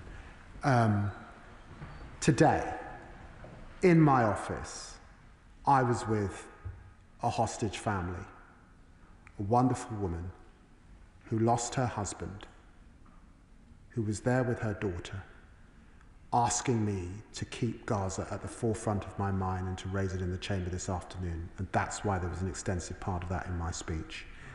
I have spoken to all partners in the region. I will speak again very shortly to Prime Minister Mustafa, and we are absolutely clear that the aid needs to get in, that those hostages need to get out, and we want to see a ceasefire. And I will continue to talk and work with our American partners particularly, and our partners in Qatar, to bring about that ceasefire. Lorraine Beavers. Thank you, Madam Deputy Speaker. I have spent nearly a year in this chamber watching our country pleading with the Israeli government to de-escalate in Gaza. They have not. Strong words and desperate pleas haven't worked. Is now the time to recognise the state of Palestine as we promised in our manifesto? Is now the time to extend last week's welcome sanctions to other members of Netanyahu's regime, including the Prime Minister himself? If not now, when? Well, can I say to my honourable friend that I understand the strength of feeling she feels on Palestinian recognition, and she will know that we have always been clear that of course there's a role for recognition as part of a process, and we will continue to work with allies in the region and in Europe to bring about that process that brings about recognition and the two states that we hold dear. We only have another 15 minutes to go, so long questions are just taken away from other colleagues. Christy Jardine. Thank you very much, Madam Deputy Speaker. I thank the Foreign Secretary for his statement and welcome particularly the measures about bolstering our consular support. But he's also made reference to our assets and the hundreds of thousands of British citizens in the wider region. So what reassurance can you give us that their well-being is being thought about and preparations being made should the conflict escalate further? Well, let me put on record my huge gratitude and respect to our diplomatic staff across the region, obviously in Israel and Iran, but across the region, to their families and children who provide them with such support. And to be absolutely clear, we actually had in Whitehall a tabletop exercise on Iran last week Monday, which I chaired. There are contingency plans. None of us could have envisaged two crises at the same time, India, which my honourable friend will talk about very shortly, and of course this crisis. But our staff are standing ready. Debbie Abrahams. Thank you, Madam Deputy Speaker. And I know my right honourable friend will be working tirelessly and using all of his diplomatic skills and that of his office to resolve this immediate crisis, this new crisis. But as others says, how will he balance this with getting aid in, a permanent ceasefire, hostages out, and recognition? Balance it we must. Balance it we must, because those are the issues that we currently deal with, and we remain determined to press for what we want to see in Gaza, to stand up for those that we're hugely concerned about in the West Bank, and she saw the statement that I made last week in relation to that, but also to be absolutely clear about Iran's intent and capability at this time and what we must do to stop that happening. I agree with Foreign Secretary that nuclear-armed Iran is not in Israel's national security interests, or indeed the security interests of other countries in the region, or indeed this country, which has received direct threats from the current Iranian regime. On that point, there are 8,000 UK nationals living on RAF Akrotiri, 7,500 Cypriots and others also working on base, some civilian, some in uniform, most in uniform. So what reassurance can the Foreign Secretary give those on the base that they are safe from these Iranian threats? Secretary. Well, he will know that we have capabilities working with partners that can ensure that our people are as safe as they need to be, and he's quite right to reference RAF Akrotiri, the work of our colleagues in Cyprus, Bahrain, Qatar, hugely important at this time. Matthew Patrick. Thank you, Madam Deputy Speaker. When the UN's nuclear watchdog says that Iran is closing in on the ability to develop up to 9 nuclear weapons, I worry. Does the Foreign Secretary agree it is in our national interest that Iran never acquires those nuclear weapons? Yes, 100%. Adrian Ramsey. Thank you, Madam Deputy Speaker. We all watched in horror as the conflict between Israel and Iran escalated, and we've heard strong voices in the House today for the UK to be a prevailing voice of restraint and diplomacy in this fragile and volatile time. While everyone here recognises the brutal nature of the Iranian regime, the focus has to be on de-escalation. So I am concerned to hear about the RAF jets being sent to the Middle East. Will the Foreign Secretary therefore make it clear the UK will play no part in any aggression, and will he explicitly rule out any further military support for the Israeli government? This is a precautionary measure, and government would be irresponsible if we didn't account for all possibilities at this time. Barry Gardner. The failure to get transparent information from UNSCOM and UNMOVIC caused untold damage 22 years ago. What discussions has my right honourable friend, the Foreign Secretary, had with Director General Grossi at the International Atomic Energy Agency to ensure that there is real transparency and real information upon which we base any action? Foreign Secretary. Well, he will be pleased that I spoke to him at the beginning of last week, reassured him of our full support and thanked him for all his work that's ensuring that there is a common understanding of what Iran is doing at this time and why we have to act. Sir John Whittingdale.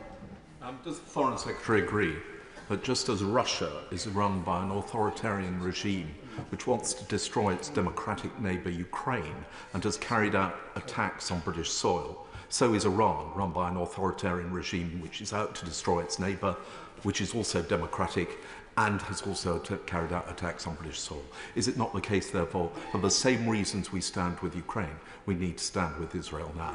Secretary. Well, the Honourable Gentleman puts it very well, but we should also mention what they're doing to destabilise neighbouring countries with their proxies: Yemen, Syria, Lebanon, Iraq. We absolutely have to keep our guard up in relation to Iran. Baxter. Thank you, Madam Deputy Speaker. My constituents in Paisley and Renfrewshire South will be extremely concerned by these developments in the region. So I thank my right honourable friend for his statement today and the efforts he is making in terms of encouraging de-escalation. Can the Foreign Secretary assure me that this escalating conflict will not undermine the UK's efforts to end the war in Gaza, free the hostages and lift all restrictions to humanitarian aid in Palestine? Yes, I will do all I can. Lisa Roberts. It's reported that the Israeli government planned to kill the leader of Iran over the weekend. As history shows, attempts to collapse the regime with nothing to put in its place risk creating a power vacuum and state collapse. It also risks creating further waves of refugees and instability in the energy market. So what assessment has he made of these reports and the wider implications such a strategy would have on the UK? Foreign Secretary. Well, I remain hugely concerned about the appalling human rights record of the Iranian regime, but who runs Iran must quite properly be a matter for the people of Iran. Lillian Jones. Thank you. Does my right honourable friends agree with me that it's right the UK, as part of the international community, comes together to urge all sides to show restraint through diplomacy to prevent Iran acquiring a nuclear weapon, but it's also right that our focus is not diverted from Israel's continued assault on Gaza and the rest of occupied Palestine, and to secure the release of the hostages back to their families? Every colleague that I've spoken to over the last few days has emphasised diplomacy and de-escalation. I'd want to reassure her of that. Sir Bernard Jenkins. Thank you, Madam Deputy Speaker. Will the Foreign Secretary confirm that the State of Israel has a declared policy on their nuclear weapons of no first use, and there is no evidence that they have ever misused or threatened to misuse their nuclear weapons in any irresponsible way whatsoever? And moreover, there is in international law the right of preemptive military action, and it is hard to imagine how this would not apply in this case. Would he agree with this matter, given Iran's determination to destroy the State of Israel? Foreign Secretary. Well, the Honourable Gentleman, Right Honourable Gentleman brings tremendous experience, I'm sure, to these matters, but he'll understand it's right and appropriate that I leave this to the international lawyers. Paul War. Madam Deputy Speaker, the nuclear ambitions of a bloodthirsty, terrorist-sponsoring regime in Tehran pose a real threat to world peace. But, having said that, does he agree that Israel's own conduct as an increasingly rogue state when it comes to international law endangers not just the Israeli citizens, but also the Palestinian citizens of Gaza, as we've seen over the weekend, and it makes the case for a Palestinian state more urgent, not less? Foreign Secretary. Well, I'd say to my honourable friend that Israel has been raising its concerns about Iran now for years. It's an existential threat. It's one that we recognise, which is why we've been working in concert with our partners in France and Germany on this issue for so long, and it's remained a cross-party issue. Jeremy Corbyn. Thank you, Madam Deputy Speaker. This is obviously a dangerous and perilous time, and we need to do everything we can to bring about a ceasefire between Israel and Iran. Can the Foreign Secretary assure us that no British weapons or components are being used to bomb Iran, which could be used as a pretext for saying that Britain is directly involved? And what assurances has he had from the government of Israel that they will not use or even consider using in any way the nuclear weapons that they possess? Well, let me say that we've got the most robust export licensing regime in the world, and I'm proud of that, and it was a matter that this House voted on just a few years ago under the last government, and he will know that we made a decision to restrict arms sales to Israel that could be used in Gaza, and I'd refer him to the statements that I've made about Iran's nuclear intent, the work of the IEA, and the huge global concern, and the UN resolution that we secured, the UK did so much to secure, just last week, Thursday. Amanda Martin. Thank you, Madam Deputy Speaker, and thank you, Foreign Secretary, for his statement and the government's calm leadership in this ever-changing and seriously concerning matters. Can the Foreign Secretary, given our close maritime connections, update the House on his discussions with our Gulf allies and partners? Foreign Secretary. Well, can I reassure her that I have spoken to partners in Jordan, Saudi Arabia, Oman, UAE, Qatar, Iraq, Lebanon, Israel, and been in touch, of course, with our friends in Egypt over this last period, and I will continue to do so at this time of intense diplomacy. Bob Blackman. Thank you, Madam Speaker. We knew that Iran had the ballistic missiles to hit Europe, let alone Israel or other parts of the Middle East. Last week, of course, the IAEA reported that Iran was within a whisker of producing atomic weapons. So, in the absence of diplomatic efforts and the failure to introduce the snapback mechanism, Israel had a right to react in order to protect itself. So will the Foreign Secretary now look at the diplomatic efforts to introduce the snapback mechanism, impose sanctions on Iran to ensure they cannot ever obtain nuclear weapons? Foreign Secretary. Yes, I will. Chris MacDonald. Thank you, Madam Deputy Speaker. Can I thank the Foreign Secretary for his commitment to de-escalation, and particularly thank my honourable friend, the Minister for the Middle East, as we know he's worked so hard over the last few days. Perhaps the Foreign Secretary could say a little more about our commitments to our long-standing friends and allies in the region, particularly countries such as Bahrain. Foreign Secretary. Well, I'm so grateful for him asking that question, because this is a very tense time. If you're in Jordan, if you're in the UAE, or if you're in Saudi Arabia at this time, or Bahrain, or indeed Cyprus. And for that reason, it's hugely important that the UK meets its obligation, and that's why the Defence Secretary made the decision he did to deploy certain assets into the region. Andrew George. Madam Speaker, of course we should uphold the right of every state to live in peace. But in what way is the UK military involved in this? We've just heard that the IDF soldiers have been trained on UK soil, and these are is this the same IDF that has been engaged in atrocities, including the murder of UK aid workers in Gaza? Secretary. Well, can I just say to the honourable gentleman, the UK, of course, provides military courses for our assets, but we always emphasise in all of those courses the critical importance of IHL, and it's important that we work with allies to meet the amazing standards of our own armed services, and I'm sure he wouldn't want us to depart from that. Patricia Ferguson. Thank you, Madam Deputy Speaker, and I thank my right honourable friend for his statement and for making it so clear what the UK Government's actions are. However, one thing is very clear, and that is that the suffering in Palestine will continue, if not accelerate, given the situation that is pertaining in the Middle East. So what action can be taken to try to make sure that aid does get into that beleaguered area, and also what efforts can be made to make sure that recognition of Palestine is kept very firmly on the diplomatic table? Foreign Secretary. Well, she will know that the issue of recognition has certainly been an issue that many colleagues around the world have been speaking about just in the last few weeks.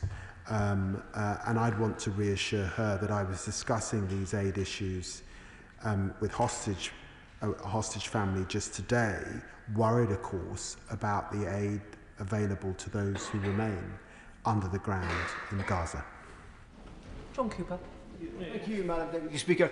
Israel is a democracy, a pluralistic society, and it's an ally. In contrast, the unhappy and ignoble regime in Tehran is a theocracy which wants to wipe Israel from the map, which foments terrorism around the globe, and which suppresses its own people to the extent that even dancing is a crime.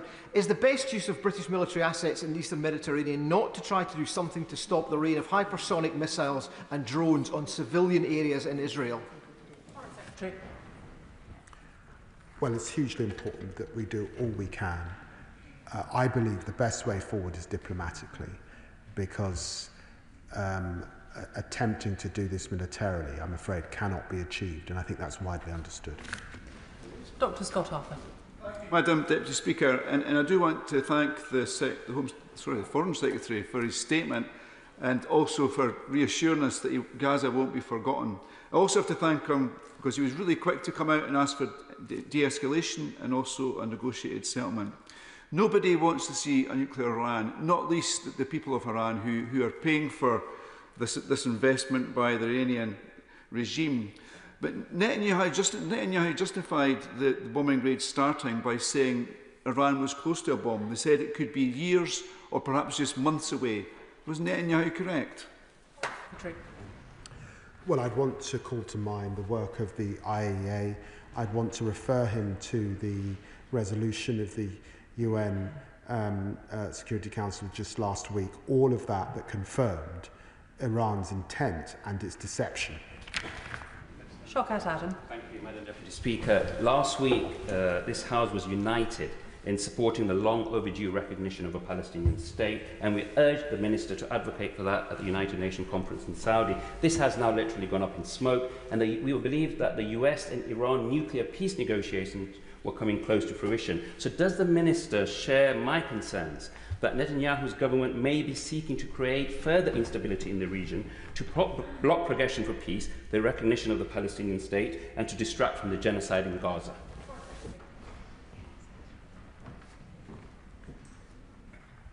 I don't believe that that sits behind the action that we're seeing at this time. I do believe that the way forward is de-escalation and diplomacy. Mark Seward. Thank you, Madam Deputy Speaker. A full-scale war between Israel and Iran is clearly in no one's interests, but neither is a nuclear-armed Iran. So what is the government's realistic proposal to return to diplomatic solutions as soon as possible, to get Iran to give up its nuclear weapons programme? And how realistic is it that Iran will engage in such an effort? Foreign Secretary. Well, I can confirm to the honourable gentleman that along with my colleagues in France and Germany, I expect to be engaged with Iran on this very issue in the coming hours. Nick Timothy. Thank you, Madam Speaker. The Foreign Secretary said, they just repeated it, no military threat can prevent the Iranians from acquiring nuclear weapons, but surely that is not correct. Given the danger to us all from Iran, which the Foreign Secretary did acknowledge in his statement, and its continued attempts to increase its ability to enrich uranium, will you very clearly agree with me that Israel was right to strike the nuclear sites? Foreign Secretary. The phrase that I've used about no military endeavour can achieve this without diplomacy has been used by the US and has been used by the Israelis themselves. Chris Coughlin. Madam Deputy Speaker, while I deplore the alleged Israeli war crimes in Gaza, that should not cloud us from our view of the Iranian regime. As a British diplomat covering Syria, I saw how the Iranian regime was directly complicit in the torture and murder of hundreds of thousands of Syrian civilians. As a British soldier in Iraq in 2020, British Lance Corporal Brodie Gillen was killed by the Iranians a few months before I arrived. But there have been too many catastrophic British foreign policy decisions in the Middle East this century. So I commend the Foreign Secretary for his commitment to a realist and hard-headed approach. And does he agree with me that the first question for any policy choice should be asking, where does this all end? Secretary. I'm very grateful that the honourable gentleman, although new to this House, is bringing so much experience, and I do agree with the sentiment that he's exposed. Mahindra. Thank you, Madam Deputy Speaker. My constituent, Greg, has contacted me this afternoon. He's worried about his 24-year-old daughter who's in Tel Aviv on her own. What reassurance can the Foreign Secretary give to my constituents that we will repatriate British citizens as quickly as possible? Foreign Secretary. Well, I would first urge his constituents to register her presence, to recognise that we are surging staff to the region, that the way out at the moment is through Jordan, and to reach out to staff, and he can reach out on the hotline if that is what they so wish. Adnan Hussain. Thank you, Madam Deputy Speaker. Can I take the Foreign Secretary back and ask that he clarifies the nature of the Israeli military personnel training on British soil, and whether those involved are participating in operations in Gaza? If so, how does this align with the UK's international legal obligations, given that Israel faces proceedings standing accused of genocide at the ICJ, given that its leadership has arrest warrants issued against them at the ICC, and given that this government has also moved to sanction senior Israeli officials? Well, as I said before, this is an academic course, non-combat. We have extremely high standards in this country, and it's important that we share them, although in the instance that he raises, this is less than 10 people. Vicky Slade. Thank you, Madam Deputy Speaker. Given the UK's long-standing friendship with Israel, what assessment has the Foreign Secretary taken of the increased risk to our military personnel in the countries in the wider region? Well, we're at the highest level of force protection at this time because of the ongoing conflict and the dangers that exist, and it's why we emphasise de-escalation and restraint. Al Pinkerton. Thank you, Madam Deputy Speaker. A despotic Middle Eastern dictatorship, a rogue state, a terrorist state perilously close to achieving a weapon of mass destruction so serious that it could disrupt the entire region. Members and right honourable members, as well as the public listening at home, may hear echoes of 2003 in that description of current events. And with talk of regime change again in the air, can I ask the Foreign Secretary what he is going to do to personally talk back the authorities in Jerusalem, in Israel, because what they're doing at the moment strikes me as providing the Iranian regime with the best possible propaganda tool that they could possibly have. Well, he's right to emphasise in his words a degree of caution. He will have heard what I said in the House this afternoon, which forms the bedrock of the diplomacy that our officials are exercising in Israel, in Iran, and across the wider region. Richard Ford.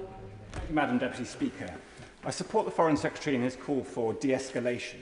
In April last year, the RAF participated in the shooting down of drones that Iran fired at Israel.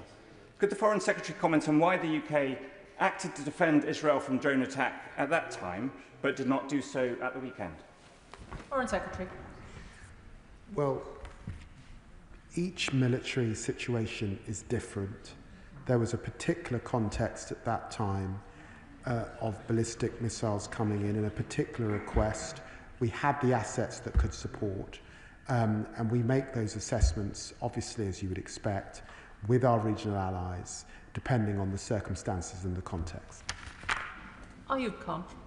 Thank you, Madam Deputy Speaker. Can I concur with the Foreign Secretary and his view that this can only be resolved through diplomacy and that's the only way we're going to get a resolution. But also, I know that the Foreign Secretary is a learned friend, a fellow colleague at the bar. He will understand international law. Does he agree that the Caroline principles were not engaged, which allowed Israel to conduct that strike?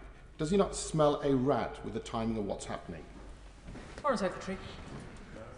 Well, at this dispatch box, I speak as Foreign Secretary, not as a lapsed member of the bar who qualified in 1995.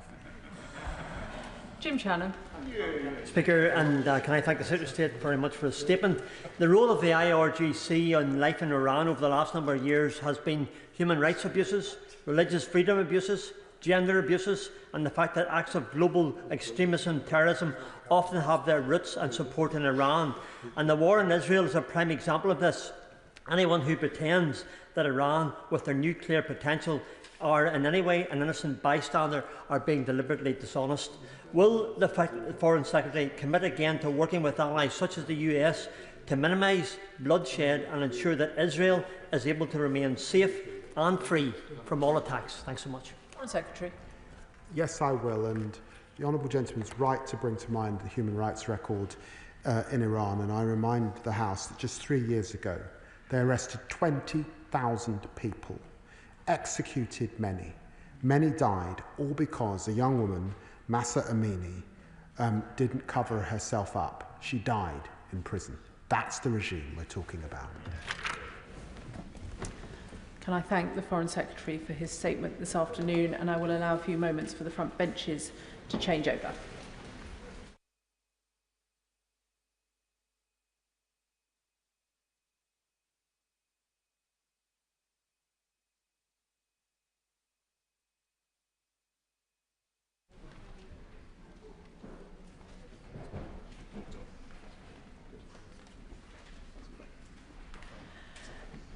Before we come to the next statement, can I, from the Chair, pass on my condolences to the family of Keaton Shah, one of my constituents in Shipton Bellinger, who was tragically killed in the Air India crash. Keaton was a valued member of the local community where he ran the village stores, and the whole community is devastated by his loss. Minister Hamish Faulkner. With permission, Madam Deputy Speaker, I want to update the House on our response to Thursday's devastating Air India plane crash. I know the whole House joins with me and with you in offering heartfelt condolences to all those who've lost loved ones in this tragedy. The images of those boarding the flight are heartbreaking. Families across both countries, including my constituency and of course yours, have been shocked and horrified. They are mourning and we mourn with them. Official casualty figures are not yet confirmed. However, our understanding is that of 242 passengers and crew, 53 of them are British nationals and just one has survived. Many also died or were badly injured in the medical college which the plane hit. My right honourable friend, the Prime Minister, has passed on our deepest sympathies to Prime Minister Modi. My right honourable friend, the Foreign Secretary, has also spoken to his friend Minister Jaishankar on the day of the crash. The Foreign Office immediately stood up crisis teams in London, in Delhi and in Ahmedabad. Our High Commissioner in India travelled to Ahmedabad and remained on the ground throughout the weekend, visiting the local hospital and the crash site. We have increased consular assistance and are in contact with all the families of British nationals who have asked for our help. In Ahmedabad, we have set up a UK reception centre to help British nationals in person. A team of 4 investigators from the Air Accident Investigation Branch arrived on Friday to support work on the ground. That same morning, we also deployed 5 people of the Rapid Deployment Team to strengthen the support we are offering in person. We have also supported a British Red Cross psychological support officer now in India, helping families cope with the tragic emotional impact. We have also deployed specialist disaster victim identification experts to the ground, liaising with the Indian authority-led identification process.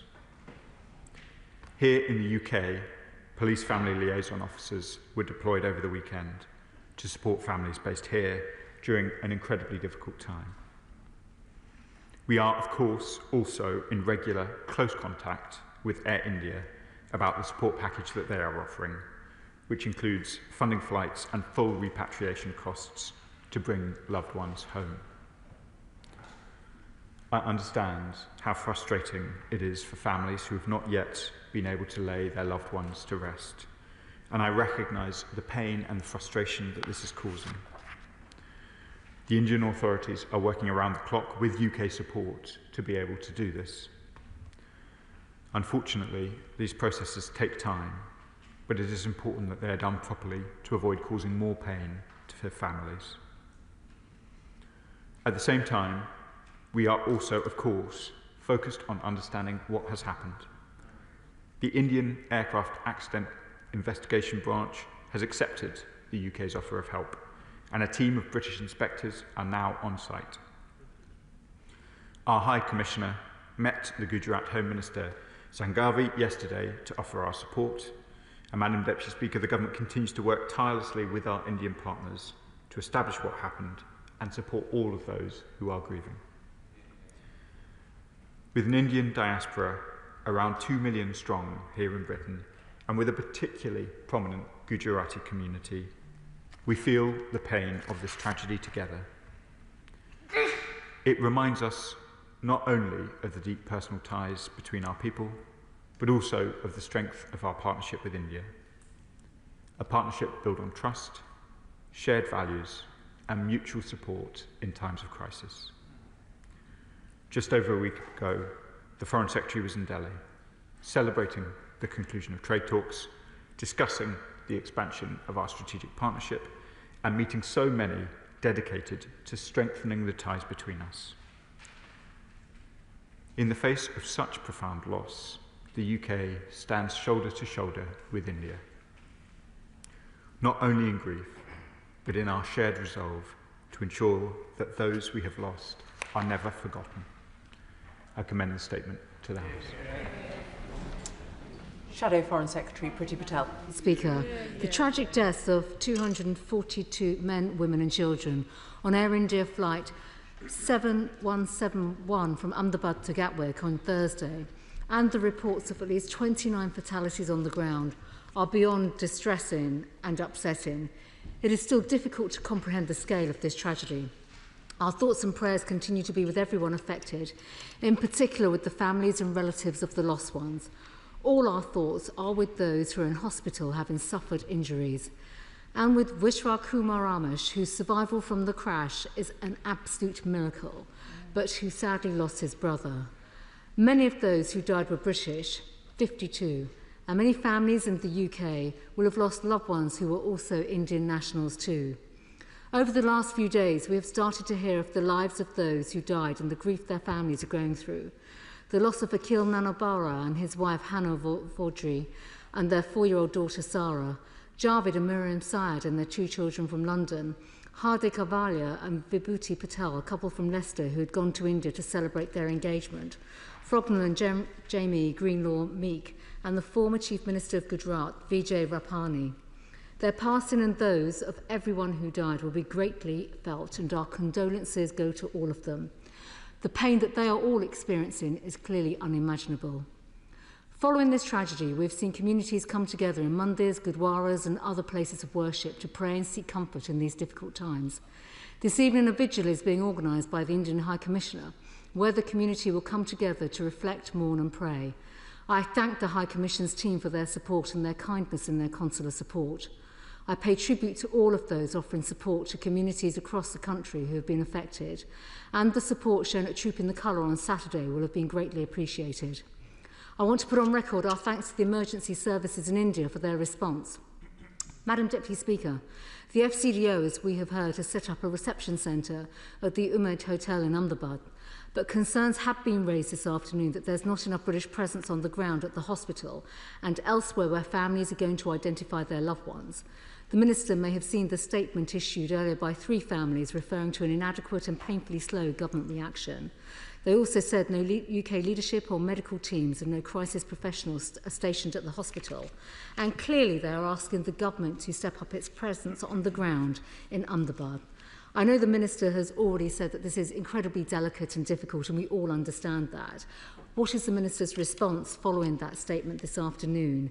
And will changes be made to provide the assistance needed? Because it is deeply harrowing and very difficult, and we all understand the circumstances in which the local hospital and the mortuary are operating within. And can he guarantee consular support will be in place for as long as necessary? The pain families are going through is unimaginable, and identifying and returning bodies of their loved ones to enable funerals is clearly going to take some time. Forensics are obviously being used to help identify bodies, and families will be providing samples to help with that awful process. Can the Minister give an update on any support the UK is providing to help with this process and in also some of this forensic work that needs to take place? Does the Minister know at this stage how many bodies have been identified? And can he give assurances that the work that is taking place across government and with local authorities and schools in the communities affected here in the UK will ensure that counselling and trauma support services are available, especially for children who will have lost very close family members? The families affected deserve answers to know what happened to the plane, and thoughts are turning to those investigations that are taking place. We know it's early days yet, but can the Minister give details of any conversations that have taken place with counterparts in India with regards to the investigations, and also with Boeing? We welcome the involvement of 4 officials from our Air Accidents Investigation Branch. Can the Minister give assurances that they will have the support and resources they need to assist Indian authorities? On the cause of the crash, will the Minister give an assurance that the UK government will work with India to get answers and provide updates to the families in particular? Madam Deputy Speaker, last Thursday was a dark, sad and traumatic day for India, the UK and all those affected wherever they are in the world. And I'm sure we all speak for the whole House when I say that we stand with them in seeking answers. We stand with them in working to give them the support they need, and we stand with them in mourning the sad deaths of their loved ones. Minister. I thank the Shadow Foreign Secretary for the tone of the questions. She rightly points to the scale. This is the single largest loss of British life in an aviation accident since 9/11, and I think one of the single largest losses of British national life overseas in one incident for a long time. 10 years ago, practically this month, I was, as part of the diplomatic service, on the ground in Sousse after a terrible tragedy then. I know well the agony for families seeking to pick up the pieces after an incident like this.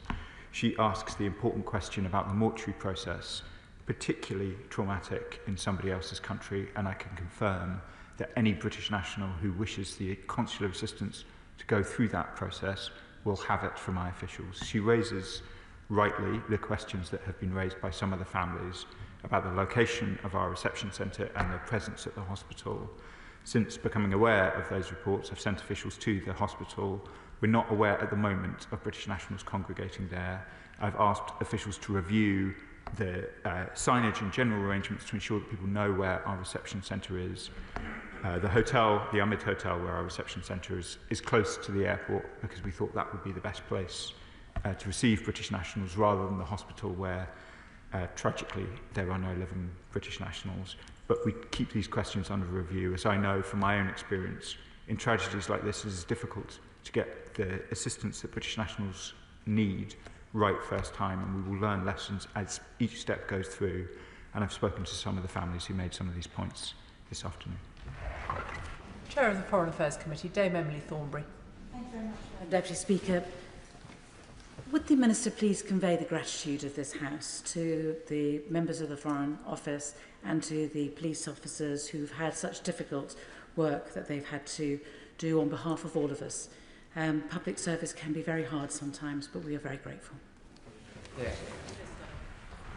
I'm very grateful to my right honourable friend for those remarks, both the family liaison officers and indeed the consular staff on the ground are trying to stand with British nationals during some of the darkest moments, and their work is, exactly as my right honourable friends, very hard, and we will stay with, as the Shadow Foreign Secretary asked, those affected by this situation for as long as it takes. Lib Dem spokesperson Helen Maguire. Thank you, Madam Deputy Speaker, and thank you to the Minister for the advance sight of his statement. I want to begin by associating myself with his remarks and those of other colleagues in the House as to our collective grief and shock that so many lives have been lost in this appalling crash, including 53 UK citizens. I want to also express my condolences for the families of all those who lost their lives in this tragedy. This will be utterly devastating for them, and it's vital that the government ensures they are fully supported. What reassurances can the Minister provide that each of the families is receiving the support that they need and has been kept updated with any and all new developments relating to the crash? Reports suggest that investigators have now recovered the cockpit voice recorder from the flight, which should provide crucial new insights into why the plane went down. British and American teams are also on the ground supporting India's Aircraft Accident Investigation Bureau in the inquiry into the cause of the crash. I want to thank them both for their work and ask the Minister what steps his department is taking to support them and other investigators to ensure that no stone is left unturned in the search for answers. A British citizen, Vishwas Kumar Ramesh, was the only survivor of the crash. I know I speak for the whole House in expressing our relief that he is alive, but also recognise what a traumatic experience this will have been for him, including having to come to terms with the loss of his brother, AJ, who was also on the flight. Can the government outline what support it is providing Mr Ramesh and his family, both to enable his physical recovery and access to wider support? Minister. I thank the Honourable Lady for the question. I'm sure she'll understand why I declined to comment too much on Mr Ramesh's case in detail in this House, but we can all only imagine the agonies that he and others affected by the incident will be feeling. I won't comment too much on the investigation. It is ongoing. It will be a complex operation, and I know that our air accident investigation branch is amongst the best in the world and will do everything that they can, and they are fully supported by our High Commissioner in India and the Foreign Office to be able to do that vital work. As she says, the black box has been retrieved and further insights will no doubt be gleaned over time. Preet Corgill. Thank you, Madam Deputy Speaker, and I'm deeply shocked and saddened by the tragic Air India crash in Gujarat, and my thoughts are with the victims, their families and all those affected both in India and here in the UK. Air India is an important operator for many of my constituents, especially in the Indian diaspora. Around 100 Air India flights arrive to Birmingham Airport every month. What reassurances can the Minister provide my constituents that the UK government is supporting efforts to determine the cause of the Air India crash with our Indian counterparts? Madam Deputy Speaker, as I said, British investigators are now in India working with the Indian authorities, and we are also in direct contact with Air India. Bob Blackman. Thank you, Madam Deputy Speaker. Around 30% of my constituents emanate from Gujarat originally. And on Saturday, we came together in one of the Hindu temples with the Interfaith Council, with people of all religions and none, expressing their condolences. That's a temple where 20 people have lost relatives. And indeed, on last night, we attended another vigil where more than four relatives of those people that work in the temple had lost their lives. Can the Minister just update us on one issue, which is for the 53 UK nationals that sadly lost their lives, we've been able, I think, to communicate to those families that unfortunately they've died. But there were 169 Indian nationals who are visiting, almost certainly visiting, or due to visit their families in the UK, and those families are extended across the United Kingdom. Has the FCDO been able to advise those families, I'm afraid, of the loss of those lives, so that instead of being literally by the telephone waiting in hope that their relatives weren't on the plane, that they know the certain outcome? Madam Deputy Speaker, I'm very happy to talk to the honourable member about the particulars of the cases he's referring to. We will, of course, do everything we can to try and minimise uncertainty. Thank you, Madam Deputy Speaker. Madam Deputy Speaker, I think all members will think about the victims in their thoughts and prayers. I'd like to thank the firefighters, the first responders, the emergency service workers who helped out at the crash. On Saturday at Manchester Cathedral, the Mahatma Gandhi statue, there was a vigil held, and I was one of the speakers, including the Honourable Member for Manchester, Rusholme and Bolton West. We had prayers from a local Hindu priest, an imam, a member of the Sikh community, and the Dean of Manchester Cathedral. I know the Minister mentioned the British High Commissioner in India, Her Excellency Linda Cameron. She's doing a very important job. Can I have assurance from the Minister that the FCDO team, the High Commissioner's team in Delhi, but also the Deputy High Commissioner in Ahmedabad, will have all the support, the resources that they need to make sure that people have the support, the victims and the families? Madam Deputy Speaker, I've spoken to our High Commissioner this afternoon, and indeed the team on the ground, to ensure that we have adequate resources in place, including at the places where British nationals and their families might be congregating, in order to ensure that we're able to provide the best possible support to families affected. Kagan Mahindra. Thank you, Madam Deputy Speaker. Unfortunately, several of my residents have been directly affected by Thursday's air crash. But can I place on record my gratitude to local community leaders like Councillor Vishal Patel for offering support and organising events such as the vigil I attended on Friday to allow those affected to come together and grieve. Councillor Patel has raised one tragic case with me, though, in which the wife of one of my constituents passed away, leaving behind him and his 2 children. He is currently relying on his mother to help with childcare support around his shift work, but she does not have permanent residence in the UK. Can I ask the Minister what will happen to those who have lost loved ones who they or their family rely on for care, who will now need to look to other members of their extended families to support them? Madam Deputy Speaker, I'm happy to talk to any honourable member about particular cases of people affected by the incident. Gurinder Jozan. Thank you, Madam Deputy Speaker. This has been an incredibly tragic occurrence, and my heartfelt condolences are with the bereaved. Considering the involvement of the UK Accidents Investigation Branch, can the Minister give further information about UK role in the ongoing investigation, and how will it ensure that the questions of families and relatives are answered, ensuring transparency and accountability in the process? Madam Deputy Speaker, the UK AAIB will be supporting the Indian authorities in their work, and we will do everything we can to ensure that families are kept fully apprised of the conduct of the investigation. Adnan Hussain. Thank you, Madam Deputy Speaker. Will the Minister join me in expressing heartfelt condolences to my constituents who have tragically lost 3 beloved members of their family, Adam Taju, Hasina Taju and Altaf Patel. I also wish to sincerely thank the Minister for his prompt support and action for the affected families, and to place on record my appreciation for the outstanding efforts of the members of the Foreign Office in assisting the families, all who have been in need in their darkest times.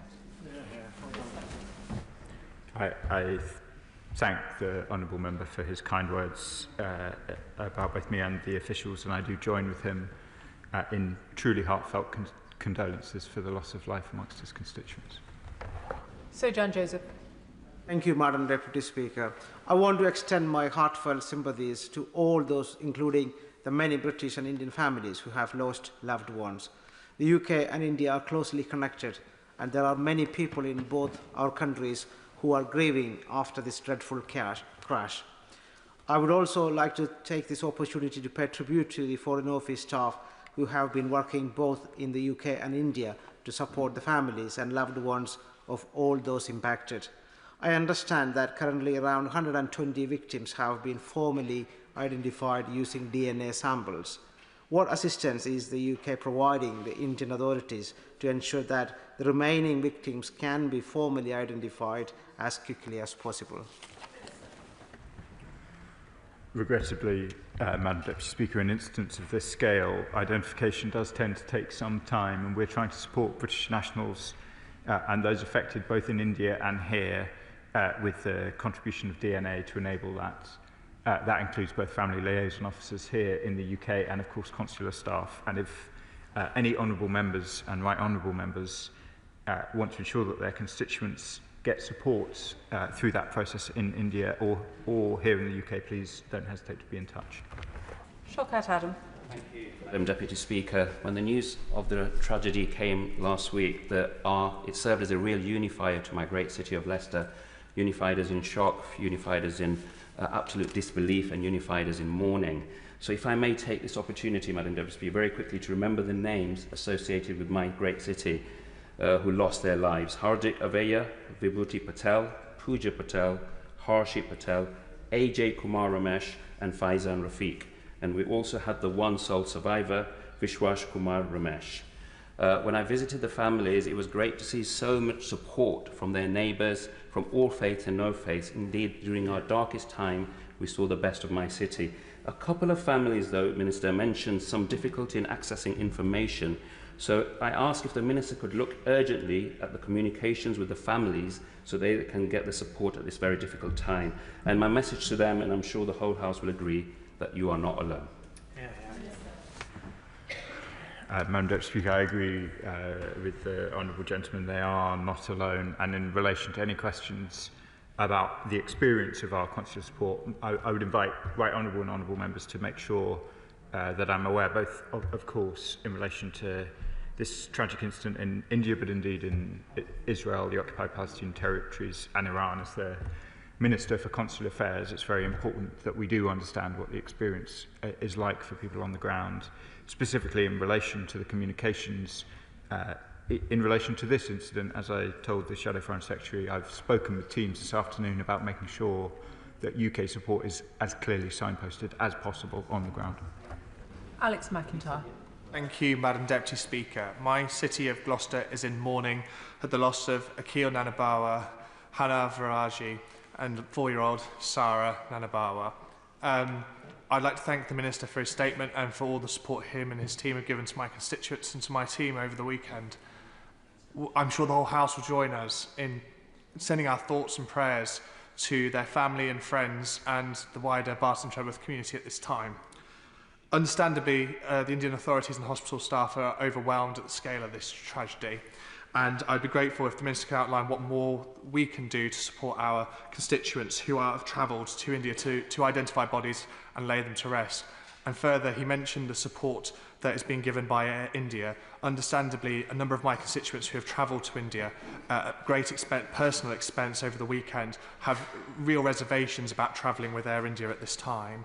Or without wanting to sound alarmist, what support, financial assistance is being given to those who may have had to travel at great personal expense at very short notice? Thank you. Madam Deputy Speaker, I spoke to some of my honourable friends constituents earlier in the day, and they were full of gratitude for the work of the honourable member on behalf of his city and his constituents through the weekend, and I pay tribute to it as well. I'm very happy, as I said earlier, to talk to any member about the particular circumstances of their constituents and see what can be done to help. Jim Shannon.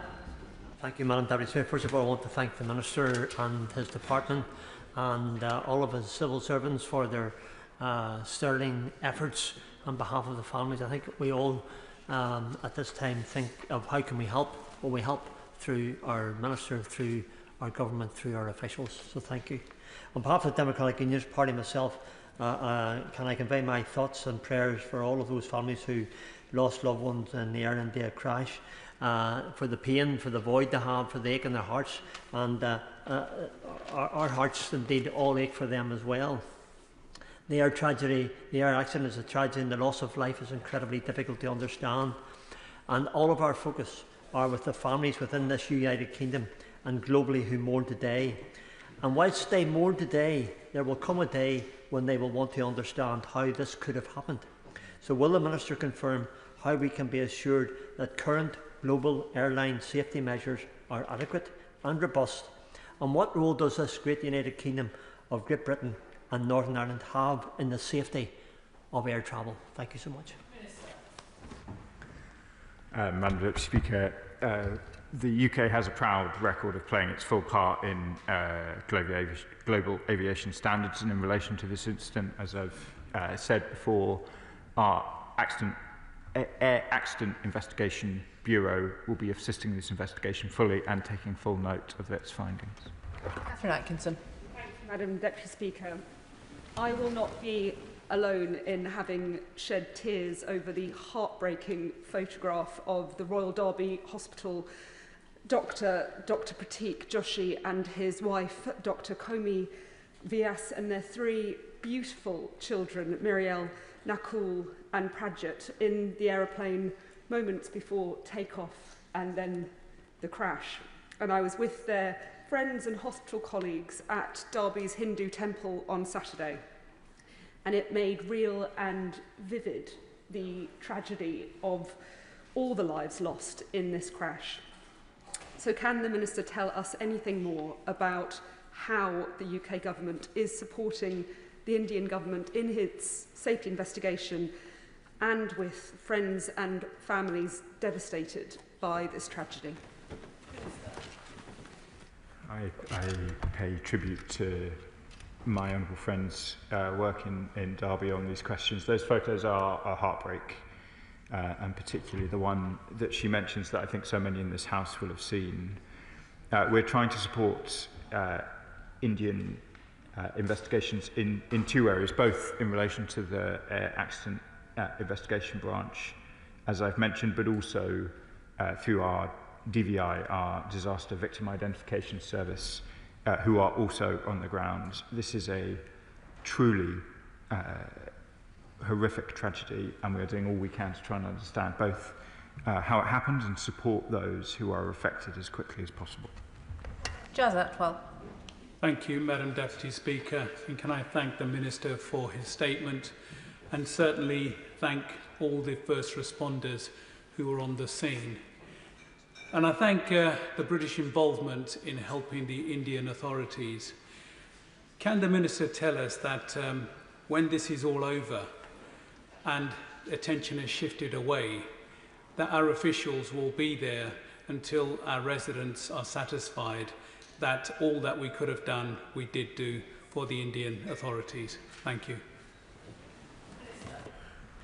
I can confirm to my honourable friend that we'll provide British families all the support they require during this horrific incident. Clive Efford. Well done. Deputy Speaker, this is truly a terrible tragedy. As an elected representative in Greenwich, where we have a large Gujarat community, for 40 years, both as a councillor and an MP, I've got to know many people in the Gujarat community, particularly those who are members of the South Eastern Gujarat Association. And they'll be grieving, like all of us today, over this terrible tragedy. But can I ask my honourable friend, he mentioned in his statement that there are family liaison officers that have been appointed, but what resources do they have? You've got to be able to get information to families promptly. They may need further assistance, such as travel and things like that. Do they have access to those sorts of resources? Madam Deputy Speaker, my honourable friend asked an important question. Family liaison officers, often known as FLOs, support families in the UK. They are part of UK policing. They always have an ability to talk to my officials, the consular officials who take care of British nationals overseas. We always try to ensure that the relationship between consular and FLOs works as smoothly as possible in order that families are provided the full support of the UK. And if there are any questions that families have in the UK or overseas about how that operates, then I'm very happy to talk to my colleagues about them. Tom Hayes. Thank you, Madam Deputy Speaker. On behalf of my constituents, can I thank you for your moving eulogy to Mr Shah, who lived in Southbourne in my constituency of Bournemouth East for more than a decade. Many of my constituents remember Mr Shah, they mourn Mr Shah's passing, and they send their love to his family. Bournemouth and India have a deep bond. Britain and India have a deep bond. Can my honourable friend the Minister outline what he is doing to make sure that everybody affected by this tragedy is getting the support they need? And would he join me in commending the community leaders of BCP Indian community for all they're doing at this difficult moment? I thank my honourable friend, well, I thank one of my honourable friends from Bournemouth. I know the other MP for Bournemouth is unable to speak as PPS, and I know they've both been very engaged in the tragedy that is being felt right across the city. We are doing everything that we can to support those both in India and here in the UK, and we will continue to do so until people have navigated the full depths of this tragedy. And I'm conscious particularly for those going through the difficult but necessarily time-consuming process of identifying remains. Barry Gardner. The Minister will be aware that as we speak, the Indian High Commission in London is holding a commemoration service for those who have been lost. He also knows that my constituency of Wembley, of Brent West, is actually the epicentre for the Gujarati community. More than 30% of my constituents are originally from Gujarat. I want to thank him for the way in which his officials have engaged and the help that they have been able to offer. I want to raise in particular, though, the problems that some of my constituents have had. If I talk of the Said family, 3 of whose bodies have now been identified, mother, father and 2 adult children who are travelling together, but one of the bodies has not yet been identified. Can I urge him, I understand that the DNA testing has now been randomised, can I urge him to try and do everything he can to ensure that the 4 bodies can have the necessary funeral arrangements celebrated together rather than waiting longer. He is absolutely right to say that it's important that this is done correctly to avoid further problems down the line. But families are in deep distress at the moment, and it really is important that we send every possible help to get the DNA testing done as quickly as possible. Thank you. Madam Deputy Speaker, I understand the force and the emotion behind my honourable friend's question, and I've spoken to families about the obvious agony that the process of identification takes. I will look into the circumstances he describes. But while I'm at the dispatch box, let me also, since he mentions the Indian High Commission, pass on my thanks to the Indian High Commission here, who have worked hard in order particularly to facilitate visas rapidly for family members able to go out and see their loved ones. Danny Beales.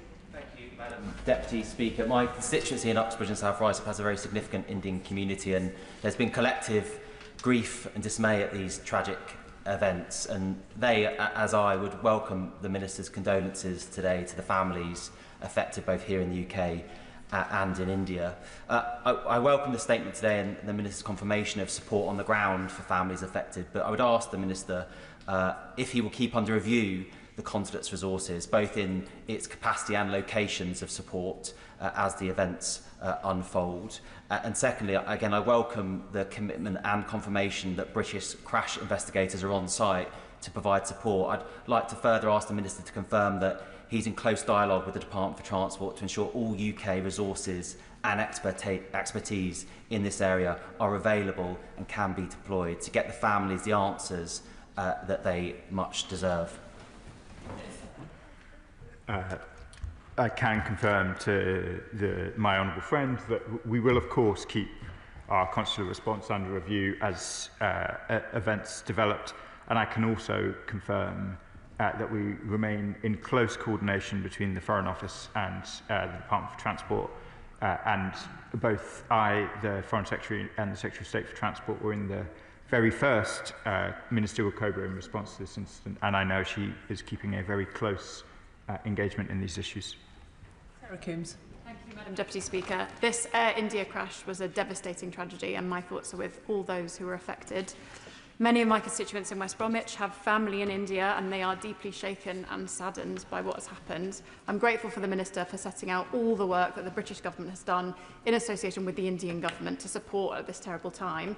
You've mentioned our aviation experts who are on hand. Can you say a bit more about our ongoing support for the Indian government and how we can give my constituents in West Bromwich confidence when they go and visit their family in India. I thank my honourable friend for the question. I set out some of the detail around our support to the Indian government. The High Commissioner remains in regular dialogue with the Indian authorities and indeed met with Prime Minister Modi to discuss this case in recent days. We will continue to do all that we can so that your constituents, so that my honourable friend's constituents, apologies Madam Deputy Speaker, it's obviously contagious, so that my honourable friend's constituents and all constituents across the House can feel confident. Thank you, Madam Deputy Speaker. This is a terrible tragedy, and I join the Ministry in paying my respects to those who have lost their lives, and also my condolences to friends and family members who have had their lives literally ripped apart by this terrible tragedy.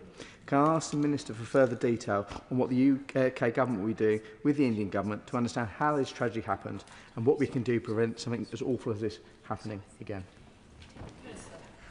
Madam Deputy Speaker, the AAIB will be playing their full role, and we will consider the findings of the Indian and British and American supporters investigation fully and obviously take any actions required. Mark Seward.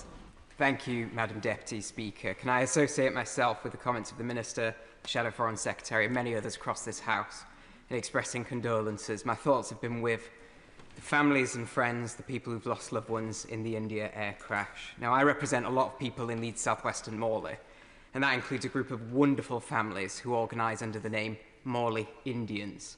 They've sent me here today with a couple of questions for the Minister. So on behalf of one of their representatives, can I ask, what support is the UK Government providing to the families in the UK who have lost loved ones? And in addition to that, what support can the Government provide the wider community following the impacts of this horrific crash? Madam Deputy Speaker, for families who have chosen to remain in the UK, then a family liaison officer has been appointed by their relevant police force, who should have been in contact over the weekend. If there's any honourable or right honourable members who think there is any gaps in that, I would invite them to be in touch with me. But hopefully, every affected family will have now heard either from the Foreign Office or from their relevant police force if they're in the UK, and we'll continue to keep all of that support under review. Thank I thank the Minister for his statement this evening. Can I ask any members who are leaving to do so quickly and quietly before I move on to the next business?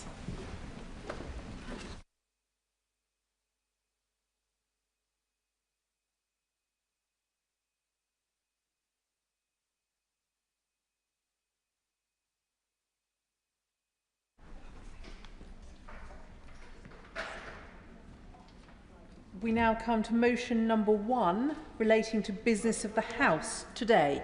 Minister to move. Formally. The question is as on the order paper. The question is as on the order paper. As many as are of that opinion say aye. Aye. Of the contrary, no. I think the ayes have it. The ayes have it.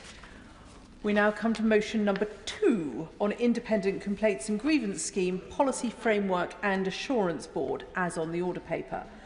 I inform the House that the Speaker has selected the following amendments as listed on the order paper, A, B, C, D and E. I call the Leader of the House to move the motion. Lucy Powell. Thank you very much, Madam Deputy Speaker. I beg to move the motion standing in my name. The establishment of the Independent Complaints and Grievance Scheme, known as the ICGS, the first scheme of its kind in any legislature in the world, was an important step forward in tackling inappropriate behaviour in Parliament. Its establishment was agreed in 2018 with cross-party support. The ICGS provides a dedicated independent mechanism for handling complaints of bullying, harassment or sexual misconduct in both houses.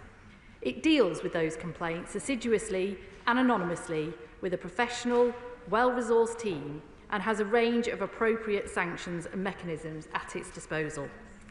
The ICGS works alongside the independent expert panel which determines appeals and sanctions for cases that have been brought against members of Parliament. These arrangements ensure complaints are investigated fairly, objectively and to a high standard. The ICGS has been an important driver in establishing high standards and improved culture in Parliament, and we should all support it. I thank the ICGS for its continued work, and in particular the contribution of its director, Thea Walton, who will be stepping down from her role later this year. Last year, Parliament published the findings of an independent review into the effectiveness of the ICGS conducted by Paul Kernahan. The review broadly praised the ICGS's performance, with Kernahan being clear the ICGS is making a difference to standards in Parliament, and it has demonstrated its ability to hold people to account for unacceptable behaviour. He said, and I quote, that the ICGS is something the parliamentary community should take pride in. The review found that the scheme has continued to take positive steps to improve timeliness and the quality of its service. Of course, there's always more work to be done. Its ambition should, rightly, to be the gold standard in workplace grievance schemes.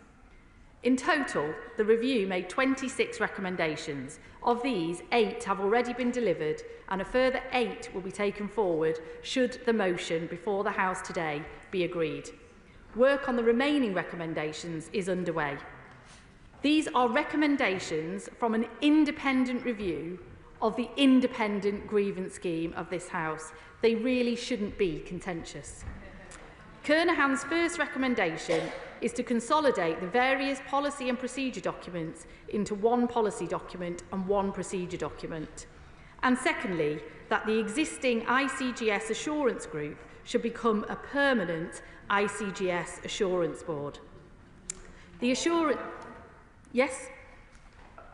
I thank the Leader of the House for giving way. I'm looking through this document and also the opposition's amendments, and 2 of the amendments they put forward talk about the size of the ICG Assurance Board, and in particular adding 2 members. But is it the feeling of the independent evaluation of the independent process that actually this is the right size and we don't need those amendments? Well, I certainly don't think we need those amendments. I mean, the Assurance Board is made up of representatives of both houses, of the HR department and other appropriate people, as it should be, and including a member of this House who I think will be contributing shortly, who's a member of the Commission as well. So I think the Assurance Board makeup is right as proposed.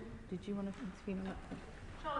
I thank the Leader of the House for giving way and want to make a declaration of interest that Max in my parliamentary office is one of many trade union reps across this House, and in fact so very good at what he does. They had an EDM in the last Parliament signed by 77 honourable and right honourable members for his service. I just wanted to ask about what consideration had been given to the ICGS Assurance Board about there being representation for either the House or MP staff unions to be either permanent members of that board or for how the board engages with the unions in this place. Well, can I thank you for that question and put on record my thanks to Max and many others, Ken and others who've done great work representing those who work in this House, whether it's for an MP or as House staff. And I think the role that the trade unions play is absolutely important, and their role within this process should be recognised. Both the House staff and member staff trade unions are represented on the ICGS stakeholder group, and the ICGS have an obligation to consult with that stakeholder group before any proposals are brought to the Assurance Board. But I want to put on record that I hope the ICGS continue to do that very closely, because I think the trade unions provide an invaluable voice to the operation of the ICGS, and that should continue. The Assurance Board will scrutinise the day-to-day performance of the ICGS and ensure that investigations are timely and of a high quality. This body would also have responsibility for updating the ICGS procedures document, but only that document, Madam Deputy Speaker. I will give way. Can I thank the Leader of the House for bringing this forward? And she's the Honourable Lady is absolutely right. Right Honourable Lady is absolutely right. No one should have any doubts about the reasoning for this before us, and no one should have any opposition to it. And I understand there won't be any opposition to it, what I'm told. But would the